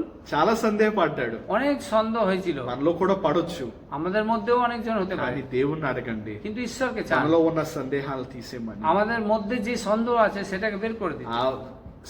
ఆ యొక్క శిష్యులు దూరంగా వెళ్ళిపోయినప్పటికీ ওই শিষ্যরা যখন দূরে চলে গেছেন, కానీ దేవుడు వాళ్ళు పట్టుకుని మళ్ళీ వచ్చాడండి. কিন্তু ঈশ্বর তাকে ধরে আবার নিয়ে এসেছেন। ఈ రోజు మే 31వ తారీఖు, আজকে দিনে মে 30 তারিখ, 31వ తారీఖు, 31 তারিখ, ఈ రోజు আজকের দিন ప్రపంచవ్యాప్తంగా পৃথিবীতে అన్ని సంఘాల్లో প্রত্যেকটা মণ্ডলীতে పెంతుకోస్తు పండగ అవుతుంది. আর পেন্তেকোস্ত সভা হচ্ছে। ఈ పెంతుకోస్తు అంటే এই পেন্তেকোস্ত তার মানে పునరుద్ధానమైన దినం నుంచి পুনরুত্থান হওয়ার দিনের সময় থেকে 50 దినాల తర్వాత జరుపుకునే పండగ. 50টা দিনের পরে যে পরবটা করে সেই পরব। పునరుద్ధానం దినం అంటే ఏంటి? পুনরুত্থান দিন মানে কি? ఈస్టర్. ఈస్టర్। ఈస్టర్ మనం ఎప్పుడు జరుపుకున్నాం? সেই পুনরুত্থান দিন ఈస్టర్ আমরা কখন পালন করেছি? ఏప్రిల్ 9వ తారీఖు. ఏప్రిల్ 9 তারিখ। ఏప్రిల్ 9 నుంచి మే 31వ తారీఖు దాకా ఎన్ని రోజులండి? আর এপ্রিল 9 থেকে আর 31 পর্যন্ত কত তারিখ? మే 31 దాకా ఎన్ని రోజులు? మే 31 পর্যন্ত কত তারিখ? 50 రోజులు. 50টা দিন। ఆ పునరుద్ధానమైన 50వ రోజు ఈ పెంతెకొస్తు పండుగ జరుపుకుంటారు. এই পুনরুত্থান 50টা দিন, এই ওই 50টা দিনে এই পুনরুত্থানের দিনে এই পরবটা মানান। ఆ మధ్యలో 50 దినాలు అయిన తర్వాత ఈ పెంతెకొస్తు మనం జరుపుకుంటాం. এর মাঝে এই যে পরবটা মানান এই 50টা দিনের। పెంతెకొస్తు అనే ఈ పదము, এই পেন্তিকোস্তে বলের শব্দটা ఇది గ్రీక్ భాష నుంచి వచ్చింది. এটা গ্রিক ভাষায় এসেছে। పెంతెకొస్తోస్ అంటారు. আর পেন্তিকোস্তোস বলেন। దాని అర్థం ఏంటంటే তার মানেটা কি? 50. 50। గ్రీక్ లో పెంట అంటే আর গ্রিক ভাষায় পেন্টা মানে 5, 5. 5। సో ఈస్టర్ అయిన తర్వాత 50 దినాల తర్వాత జరుపుకునే దినమే ఈ పెంతెకొస్తు అన్నమాట. ఈస్টারের পরে এই 50টা দিন মানে এই 50টা দিনে যে পরবটা করেন সেই পরবটা এটা। ఈస్టర్ అయిన తర్వాత 50 దినాల తర్వాత జరుపుకునేదే ఈ పెంతెకొస్తు పండుగ. ఈস্টারের পরে এই 50টা দিন চলে যাওয়ার পরে যে পরবটা আসবে সেইটাই পরব। ఇది పాత నిబంధనలో కూడా మనం చూడొచ్చు. এটা আমরা পুরনো নিয়মেও দেখি। ఎంతో మంది భక్తి శ్రద్ధలతో చేసుకునే వాళ్ళు. আর অনেক জনেরা ভক্তি রেখে এই পালন করছে। పస్కా పండుగ అయిన తర్వాత এই পস্কা পরবের পরে 7 వారాల తర్వాత 7 দিনের পরে 7 సప్తాహాల 7 পরে সপ্তাহ পরে ఆదివారం పూట ఈ పెంతెకొస్తు పండుగ చేసుకునేవాళ్ళు. আর রবিবারের সময় এই পরবটা বানাতেন। ఈ పండుగని এই পরবটাকে ప్రథమ ఫలాల పండుగను కూడా అంటారు. আর প্রথম ফলের পরব বলেন। ఎందుకంటే దేవుడు వాళ్ళ జీవితంలో ఏమి ఇచ్చాడో, ఏ ఉపకారాలు చేశాడో అవన్నీ దేవుని గురించి ఉపయోగించే వాళ్ళు అనమాట. আর ঈশ্বর তার জীবনে যা কিছু দিয়েছেন এই সব ঈশ্বরের নামে সবকিছু দিতেন। యేసుక్రీస్తు వారు సిలువైనప్పుడు కూడా, আর প্রভু যীশু খ্রিস্ট ক্রুশে যখন দিয়েছিলেন, ఆయన ఎప్పుడో ఏ సమయంలో సిలువ వేశారండి? আর কোন সময় ক্রুশে দিয়েছিলেন তাকে? పస్కా దినాన్న. সেই পস্কার పస్కా దినాన్న ఏమవుతుంది? সেই পস্কার দিনে কি হয়?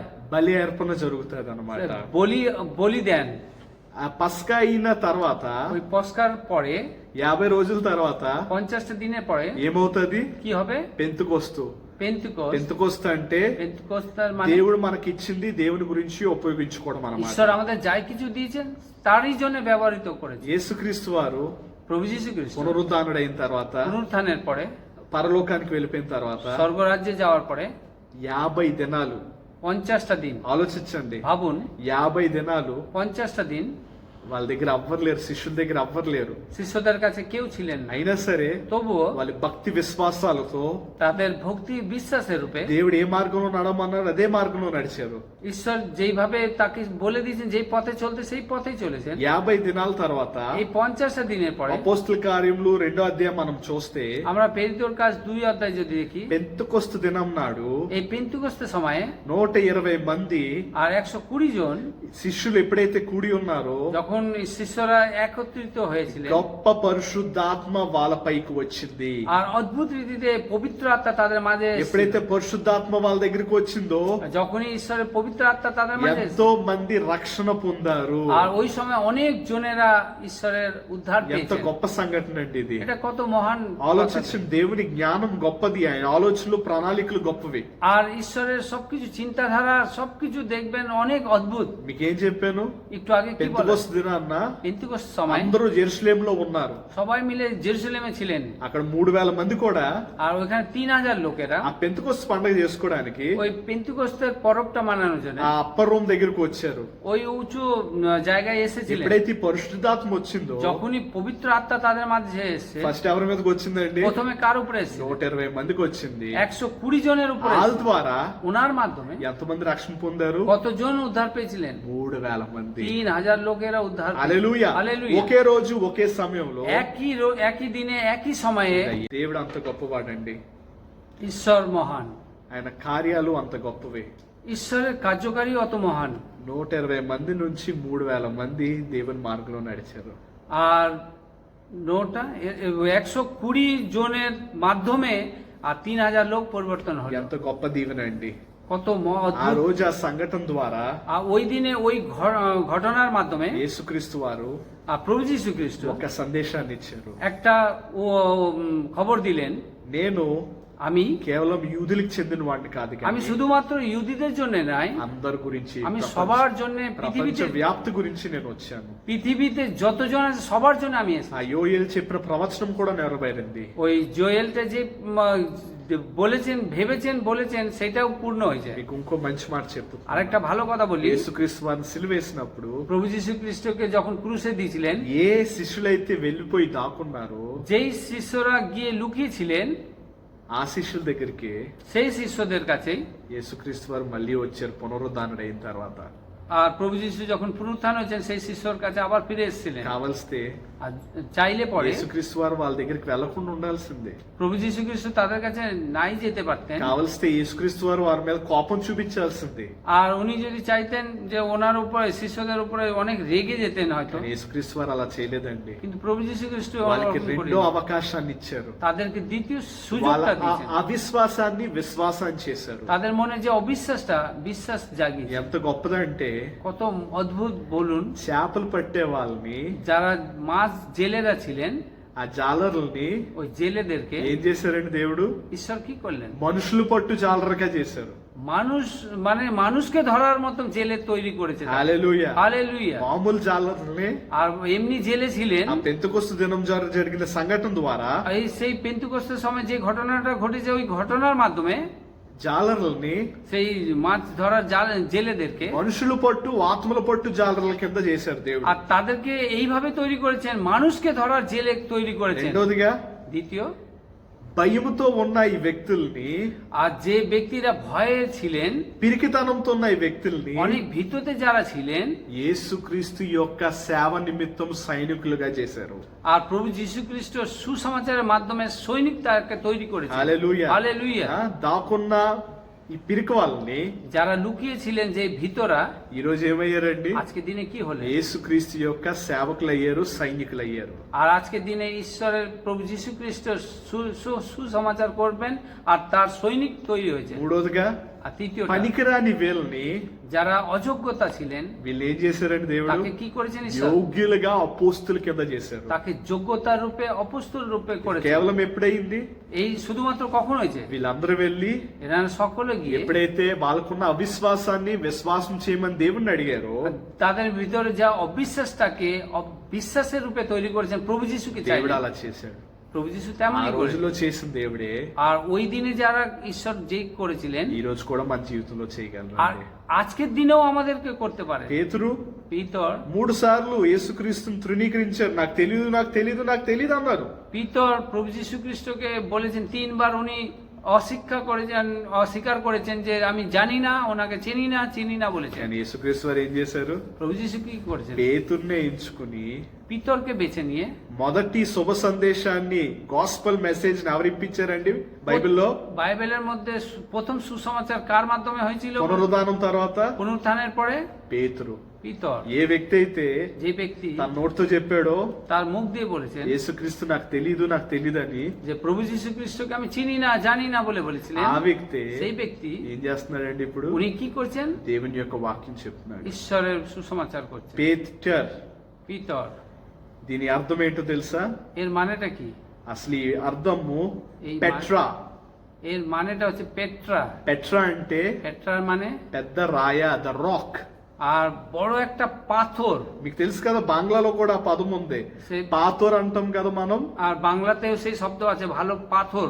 పాతోర్ ఏమైంది? পাথরটা কি হলো? పీతోర్ అయ్యింది. সেই পিতর হয়েছে। హల్లెలూయా. হালেলুয়া। పనికిరాని ఆ రాయి అనే పీటర్ ని সেই অযোগ্যতা মানে যে অযোগ্যতা, সেই পাথরটাকে దేవుడు ఏం చేశాడు? সে ঈশ্বর কি করলেন? యోగ్యత కలిగిన పాతోర్ రాయి కింద చేశారు. সেই যোগ্যতার পাথর তৈরি করেছেন তাকে। అతను చెప్పిన వాక్యం ద్వారానే আর উনি যে বাক্যর মাধ্যমে సంఘం ఏర్పడింది. তার মণ্ডলী তৈরি হয়েছে। ఈ రోజు మనం ఈ విధంగా আজকে আমরা এই প্রকারে దేవుని యొక్క వాక్యాన్ని మనం చేస్తాం. ঈশ্বরের বাক্য আমরা দিচ্ছি, మన ఆలోచనలన్నీ ఇక్కడే ఉంటాయండి, আর আমাদের ভাবনা চিন্তা সব এখানেই থেকে যাবে। కానీ ఆయన ఆలోచనలు చాలా గొప్పవండి. আর ওনার ভাবনা চিন্তা অনেক অদ্ভুত, মহান। గుర్తుపెట్టుకోవాలి మనం ఇది. এইগুলো মনে রাখতে হবে। రోమిల్కి రాసిన పత్రిక রোমিও 15వ అధ్యాయము 15 অধ্যায় 4వ వచనము 4 পদ যদি আমরা দেখি, చివరి భాగాన్ని మనం చూస్తే আমরা যদি লাস্ট ভাগেরটা যদি দেখি, ఇక్కడ నుంచి మనం చూస్తే మొదటి భాగం మనం আচ্ছা చూస్తే প্রথম ভাগটা যদি আমরা দেখি, ఎలయనగా ఓర్పు వలనను లేఖనం వలను ఆదరణ వలను మనకు నిరీక్షణ కలుగు చేయును। আমরা প্রথম ভাগ যদি দেখি, কারণ পূর্বকালে যাহা যাহা লিখিত হইয়াছিল সে সকল আমাদের শিক্ষার নিমিত্তে লিখিত হইয়াছিল, যেন ছাত্রমূলক ধৈর্য ও সান্ত্বনা দ্বারা আমরা প্রত্যাশা প্রাপ্ত হই। హల్లెలూయా হালেলুয়া। ప్రత్యాశ కలిగి మనం ఉండాలి, আমরা প্রত্যাশা হয়ে থাকতে হবে, ధైర్యం కలిగి ఉండాలి, আমরা সাহস রূপে থাকতে হবে, దేవునిలో విశ్వాసం కలిగి ఉండాలి। আর ঈশ্বরের প্রতি বিশ্বাস রেখে থাকতে గడిచిన হবে। కాలం జరిగినవన్నీ మన యొక్క విశ్వాసాన్ని బలం చేయడానికే ఉన్నాయి। আর গতকাল সবকিছু যেসব ঘটনা ঘটেছে আমাদেরকে শক্তির রূপে দাঁড় గడిచిన করানোর కాలం জন্য। జరిగినవన్నీ మనకి దేవుని యందు సంపూర్ణమైన దృష్టి తీసుకురావడానికి అయ్యాయి। গতকাল যে ঘটনাগুলো ঘটেছে ঈশ্বরের প্রতি আমাদের দৃষ্টি మీరు রাখা, భయపడకండి, আপনার ভয় পাবেন না। దేవుని వాక్యం చెప్తుంది। ঈশ্বরের বাক্য বলছেন 2 సమూయేలు 2 సమూయేল 22వ అధ్యాయము 22 অধ্যায় 31వ వచనము 31 পদ। యెహోవా యథార్థవంతుడు, యెహోవా వాక్కు నిర్మలము, ఆయన శనాజితి చేర్చి వారందరికీ ఆయన కేడము। এখানে আমরা দেখি 2 সমুয়েল 22 অধ্যায় 31 পদে, তিনি ঈশ্বর, তাহার পথ সত্য హల్లెలూయా। সিদ্ধ, সদাপ্রভুর বাক্য পরীক্ষা সিদ্ধ, তিনি নিজ শরণগত সকলের ঢাল। আমেন। హల్లెలూయా। সকলের ডাল, সকলের ঢাল, మన కేడము। আর আমাদের ঢাল ఎంత మంచి వాక్యం అండి। কত ভালো ఏ বাক্য। బాధ వచ్చినా వేదన వచ్చినా যে কোনো দুঃখ আসুক, ব্যথা আসুক, ఆయన మనకి ఎలాగున్నారండి? উনি আমাদের কি রূপে আছেন? కేడము అయి ఉన్నారు। পুরো ঢালের রূপে আছেন। ఆయన శరణాజితికి వెళ్ళాలి మనము। আমি তার শরণগতর কাছে যেতে ఆయనే হবে। మన ఆశ్రయ దుర్గము। উনি আমার আশ্রয় দুর্গ। ఎప్పుడైతే ఆయన దగ్గరికి వెళ్తామో যখনই ওনার কাছে যাব, ఆయన మన కేడము లేక మన దగ్గర నుంచి উনি ఉంటారు। আমাদের ঢালের রূপে আমাদের সামনে হয়ে మనకి ఏ দাঁড়াবেন। సమస్య ఏ బాధ రాదు। আর আমাদের কোনো সমস্যা দুঃখ మన আসবে না। ప్రతిదినము ప్రతి క్షణము আর আমরা প্রতিদিন প্রত্যেক সময় జ్ఞాపకం ఉంచుకోవాలి, মনে রাখতে হবে, సంపూర్ణ దృష్టి కలిగి আর ఉండాలి। পূর্ণ দৃষ্টি তার উপরে রাখতে হবে। గుర్తుపెట్టుకోండి মনে রাখবেন సహోదరి సహోదరా, এ ভাই বোনেরা, 2000 సంవత్సరాల క్రితం, 2000 বছর আগে, ఎన్నో వేలాది సంవత్సరాల క్రితం, অনেক হাজার হাজার বছর আগে, ఈ కాలం ముందు এই কালের আগে జరిగిన సంఘటనలు మనం ఈ రోజు జ్ఞాపకం చేసుకుంటున్నాం। আর সেই সময় যে ঘটনাগুলো ঘটেছে সেই ঘটনা এখন মনে পড়ছে। আমরা ఇజ్రాయెల్ కి ఉన్న విశ్వాసం మనం ఈ రోజు చదువుకుంటున్నాం। ইসরায়েলের মধ্যে যে বিশ্বাসটা ছিল সেটা আজকে আমরা পড়ছি। ఆ 40 సంవత్సరాలు ఏ విశ్వాసం ఏ కష్టం ఎలాగైతే ఎదుర్కొన్నారో దాని గురించి మనం ఈ రోజు చదువుకుని దేవుని యందు ఆనందిస్తున్నాం। সেই 40টা বছর যে ঘটনাগুলো ঘটেছে, সেই সমস্যাটা সামনা করেছে, সেটা আমরা আজকে পড়ে আনন্দ পাচ্ছি। మరి మీరు ఇది కూడా ఆలోచించండి। কিন্তু এইটাকেও আপনারা ভাবুন, ఈ రోజు మనం కరోనాని ఎదుర్కొంటున్నాం। আজকাল দিনে আমরা করোনাকে সামনা করছি। విశ్వాసంతో বিশ্বাসের রূপে ఈ కరోనాని ఎదుర్కొని, এই করোনাকে সামনা করে, ఈ బాధను ఎదుర్కొని, এই দুঃখকে সামনা করে, ఈ కష్టాన్ని ఎదుర్కొని ఉంటే, এই কষ্টকে যদি আমরা সামনা করছি, విశ్వాసం కలిగి ఉంటే, বিশ্বাস হয়ে থাকছি, రాబోయే దినాల్లో, আগামী দিনে, రాబోయే తరాలు, আগামীর সময় మన పిల్లల పిల్లలు পিতৃপুরুষ পর্যন্ত మన గురించి చెప్పుకుంటారు। আমাদের জন্য বলবেন। ఇలాగ 2020 సంవత్సరంలో এরকম 2020 সালে ఎంతో మంది অনেক জনেরা విశ్వాసంతో বিশ্বাসের রূপে కరోనా వైరస్ ని ఎదుర్కొన్నారు। এই করোনা ভাইরাসকে সামনা ఇది করেছিলেন। మనం తట్టుకోగలిగితే এটা যদি আমরা বরদাস্ত ఎలా করতে পারি, తట్టుకోగలం? কিভাবে మన বরদাস্ত? కేడు మావరు আমাদের ঢাল কে আছেন? దేవుడు। ঈশ্বর। ఆయనతో విశ్వాసం కలిగి ఉంటే আর ওনার প্রতি বিশ্বাস হয়ে থাকে, ఏమీ అవ్వదు। మనం আমাদের কিছুই ঘটবে మనం না। అనంత జీవితానికి మన కానాను దేశానికి మనం వెళ్ళబోతున్నాం। আর আমরা অনন্ত জীবন আর কানান দেশে আমরা మనం ఈ যেতে రోజు চাই। ఏ విధంగా ఉన్నామో আমরা আজকে কি প্রকারে আছি? మన పిల్లలు మన గురించి ఆ విధంగా దేవుని యందు విశ్వాసం కలిగి ఉంటారు। আর আমাদের সন্তানরা সেই দিনে ওনারা বিশ্বাস ఈ হয়ে రోజు থাকে। మనకు విశ్వాసం లేదనుకోండి, আজকের মনে আমার বিশ্বাস নেই మన ভাবুন, పిల్లలు కూడా అవిశ్వాసులై ఉంటారు। আর আমাদের বাচ্চারাও অবিশ্বাস হয়ে ఈ থাকে। రోజు మనం విశ్వాసం కలిగి আর ఉంటే আজকে যদি আমরা বিশ্বাস হয়ে থাকি, వాళ్ళ యొక్క విశ్వాసానికి అది పునాది అవుతుంది। আর ওনাদের বিশ্বাসটা আজকে ভিত হয়ে দাঁড়াবে। గుర్తుపెట్టుకోండి, মনে রাখ, రాబోయే తరాలకి పునాది మనం నెలకొల్పాలి। আগামী দিনের সব ভীত হয়ে আমরা দাঁড়িয়ে থাকতে হবে। దేవుడు మన జీవితంలో ఏం చేశారో వాళ్ళు అది గుర్తు పెట్టుకుని ముందుకు వెళ్ళాలి। আর ঈশ্বর যা কিছু করেছেন ওইটাকে মনে রেখে আমরা এগিয়ে যেতে হবে। మన జీవితంలో ఏ గొప్ప కార్యాలు చేశారో అది వాళ్ళు గుర్తు పెట్టుకుని వాళ్ళు ముందుకు వెళ్ళాలి। আর আমাদের জীবনে ঈশ্বর যে কাজটা করেছেন, অদ্ভুত কাজ করেছেন, সে ওনারা মনে রেখে ওনারাও এগিয়ে যাবেন। గుర్తు పెట్టుకోండి, মনে রাখুন, జ్ఞాపకం ఉంచుకోవాలి। মনে রাখতে হবে। రెండోదిగా দ্বিতীয়, సంపూర్ణమైన దృష్టి కలిగి ఉండాలి। পূর্ণ দৃষ্টি হয়ে থাকতে হবে। ఎప్పుడైతే ఈ రెండు కలిగి ఉంటామో এই যখনই আমরা এই দুটো হয়ে থাকবো, నీ యొక్క అవిశ్వాసం విశ్వాసం కింద మారుతుంది। তোমার অবিশ্বাসটা বিশ্বাসের রূপে পরিবর্তন। హల్లెలూయా। হালেলুয়া। ఎప్పుడైతే যখনই గడిచిన కాలాన్ని జ్ఞాపకం ఉంచుకుంటావో, আর যখন গতকালটাকে মনে রাখবেন, ఆయన చేసిన కార్యాలను జ్ఞాపకం ఉంచుకుంటావో, উনি যেসব কার্যকারী আমাদেরকে করেছেন ওরা মনে রাখবেন। ఎప్పుడైతే నీ సంపూర్ణమైన దృష్టి ప్రాబ్లం మీద కాకుండా సమస్య మీద కాకుండా దేవుని మీద ఉంచుతావో, আর যখনই তোমার দৃষ্টিটা প্রবলেমের উপরে না, কোনো সমস্যার উপরে না, কিন্তু ঈশ্বরের উপরে যদি থাকে, ఏమవుతుందండి? ప్రతిఫలం ఏంటి? তার ফলটা কি পাবেন? నీ అవిశ్వాసము তোমার অবিশ্বাসটা విశ్వాసం కింద మారుతుంది। বিশ্বাসের রূপে నీ থাকবে। జీవితం তোমার জীবন సంపూర్ణంగా ఉంటది। পূর্ণ রীতিতে থাকবে। గమ్యం వైపు তোমার লক্ষ্যের দিকে నువ్వు చేరుకుంటావు। তুমি পৌঁছতে পারবে। హల్లెలూయా। হালেলুয়া। ఎన్నో విషయాలు మనం తెలుసుకుందాం, আজকের দিনে অনেক বিষয় আমরা చాలా জেনেছি, సమయం కూడా తీసుకున్నాం। আবার অনেক সময়টাও আমরা নিয়েছি। ఇదంతా మనకి ఆత్మీయంగా బలపరచడానికి అని నేను నమ్ముతున్నాను। আর এই সব আমাদের আত্মিক রূপে বল দেওয়ার জন্য আমরা ভাবি। దేవుడు మనల్ని చూసి ఆనందించాలి। ঈশ্বর আমাদের দেখে আনন্দ దేవుడు করবেন। మనకి ఓర్పు, సహనం, విశ్వాసం ఇచ్చారు। আর ঈশ্বর আমাদের ধৈর্য রেখেছে আর বিশ্বাস দিয়েছে আমাদেরকে। దేవుని గురించి ఉపయోగించుకుందాం, আর এইসব আমরা ঈশ্বরের জন্য ব্যবহৃত করব। అన్ని గుర్తు పెట్టుకుందాం, జ్ఞాపకం ఉంచుకుందాం, সবকিছু মনে রাখবো సంపూర్ణమైన దృష్టి కలిగి আর ఉందాం। পূর্ণ দৃষ্টি আমরা ఆ রাখবো। విశ్వాసాన్ని విశ్వాసం చేద్దాం। আর অবিশ্বাসটাকে বিশ্বাসের রূপে তৈরি করব। దేవునిలో గొప్ప ఆనందాన్ని పొందుదాం, అనంత జీవితాన్ని పొందుదాం। আর ঈশ্বরের প্রতি আমরা মহান আনন্দতে থাকবো। ప్రార్థన చేసుకుందాం। আসুন প্রার্থনা করি। పరిశుద్ధమైన దేవా, నీ పాదాలకి వేలాది వందనాలు, స్తోత్రాలయ్యా। পবিত্রময় প্রভু যিশু, তোমার চরণের কাছে এসেছি প্রভু। దేవా, ఇచ్చిన ఈ సుందరమైన సమయాన్ని బట్టి వందనాలయ్యా। প্রভু এই সুন্দর সময় দিয়েছো তার জন্য ধন্যবাদ জানাই। దేవా, చాలాసేపు మీ యొక్క వాక్యాన్ని ధ్యానించడానికి ఇచ్చిన ఈ జ్ఞానాన్ని బట్టి, పరిశుద్ధాత్మ నడిపింపుని బట్టి వందనాలయ్యా। প্রভু অনেকক্ষণ প্রভু তোমার বাক্য মাধ্যমে আমরা প্রচারের মাধ্যমে আছি প্রভু, তোমার পবিত্র আত্মা আমাদের దేవా, চালিয়েছে కరోనా వైరస్ ఆంఫన్ తుఫాన్ మా రాష్ట్రాన్ని చిన్నావన్నం చేసిందేసయ్యా। প্রভু। করোনা ভাইরাস আর আমফান তুফান আমাদের এই রাষ্ট্রকে বিচ্ছিন্ন করে দিচ্ছে প্রভু। భయం, ভয় నొప్పి, আর ব্যথা సందేహం, আর সন্দেহ, ఈ మూడు এই তিনটে చాలా మందికి బాధ కలిగించిందయ్యా। আর অনেকজনকে মনের ভিতরে দুঃখ দিয়েছে। దేవా, ఈ దుఃఖం ద్వారా, ఈ బాధల ద్వారా, ఈ సందేహం ద్వారా এই দুঃখ, কষ্ট আর সন্দেহের মাধ্যমে నువ్వెవరో చాలా మంది మర్చిపోయారయ్యా। তুমি কে অনেকজন ভুলে গেছে। నువ్వు ఎంత శక్తివంతుడివో చాలా మంది మర్చిపోయారయ్యా। তুমি কত মহান ঈশ্বর আর వారి యొక్క শক্তিশালী విశ్వాసం সবাই ভুলে গেছে। సన్నబోయిందేసయ్యా। আর তাদের মনের ভিতরে বিশ্বাসটা হারিয়েছেন। దేవా, వారందరి గురించి ప్రార్థన చేస్తున్నామయ్యా। তাদের సবার জন্য আমরা మా প্রার্থনা করি। జీవితంలో ఎప్పుడు ఇలాంటి సమయం చూసి లేదయ్యా, আর আমাদের এরকম জীবনটা আমরা কোনোদিন দেখিনি প্রভু। కానీ మాకు నమ్మకం ఉందయ్యా, আমরা বিশ্বাস করি প্রভু যিশু। నీకు ఏదైనా సాధ్యమయ్యా। আর তুমি যা কিছু তোমার దేవా, সবকিছু সাধ্য। సాధ్యమైన కార్యాలు సాధ్యం చేసే గొప్ప యెహోవా। আশ্চর্য কাজকে সাহায্য করার পরমেশ্বর তুমি। దేవా, మేము మీరు చేసిన కార్యాలన్నీ జ్ఞాపకం ఉంచుకుని దాన్ని సహాయం చేయండి యేసయ్యా।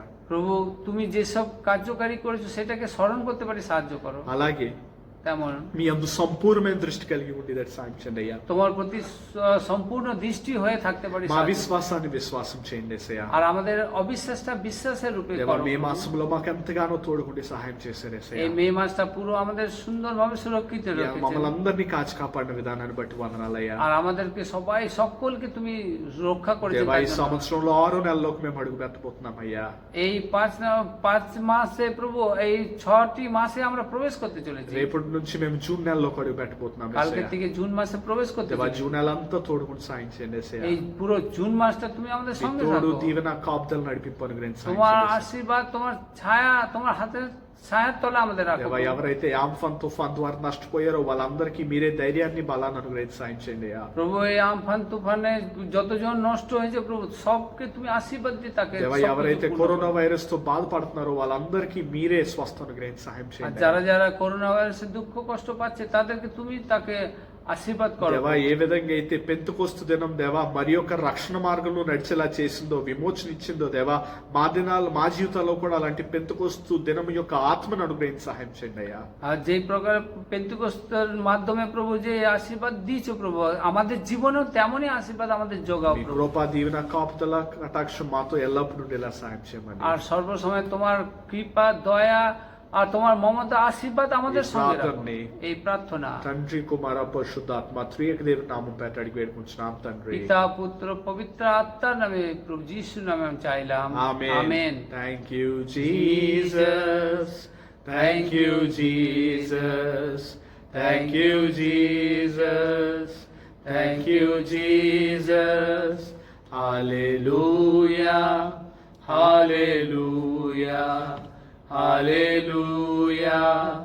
Hallelujah. Amen, Jesus. Amen, Jesus. Amen, Jesus.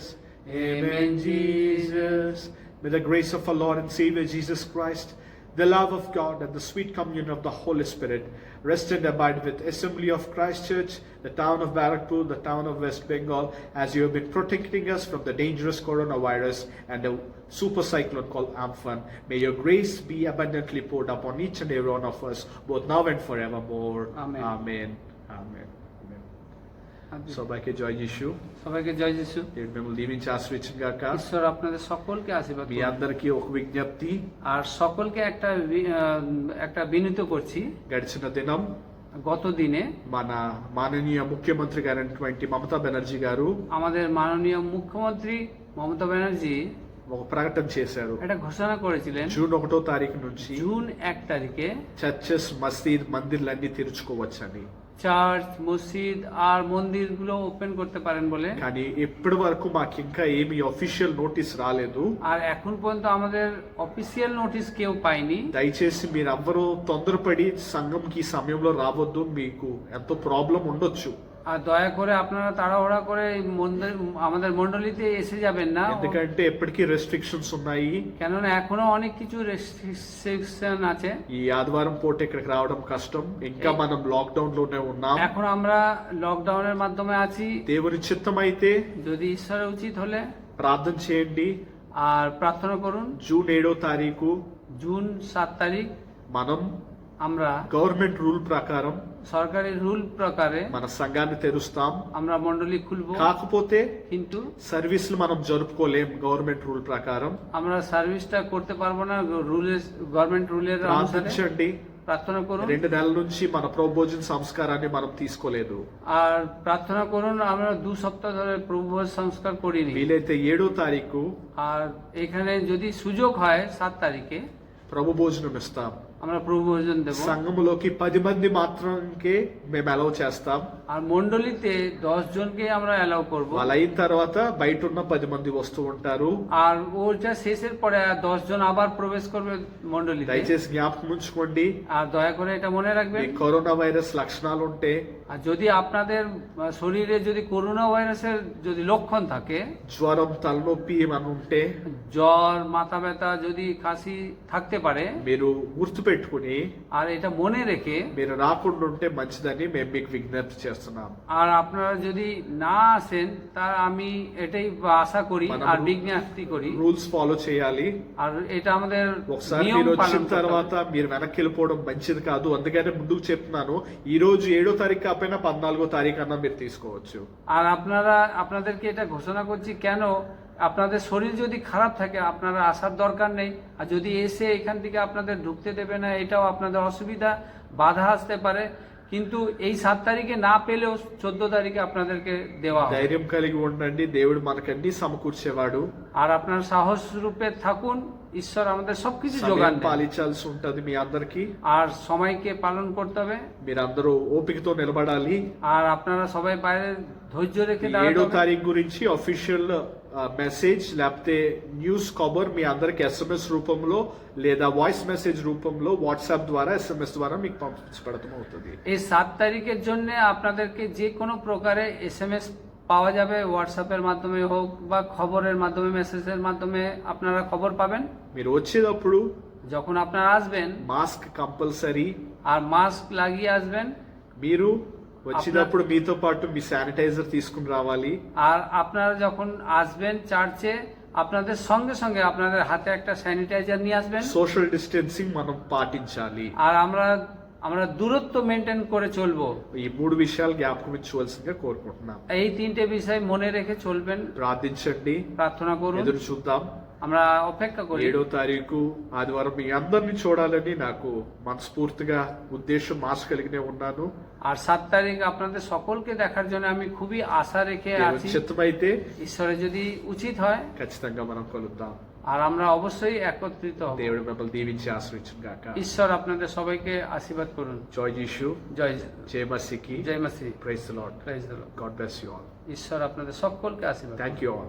সকলকে ধন্যবাদ জানাই।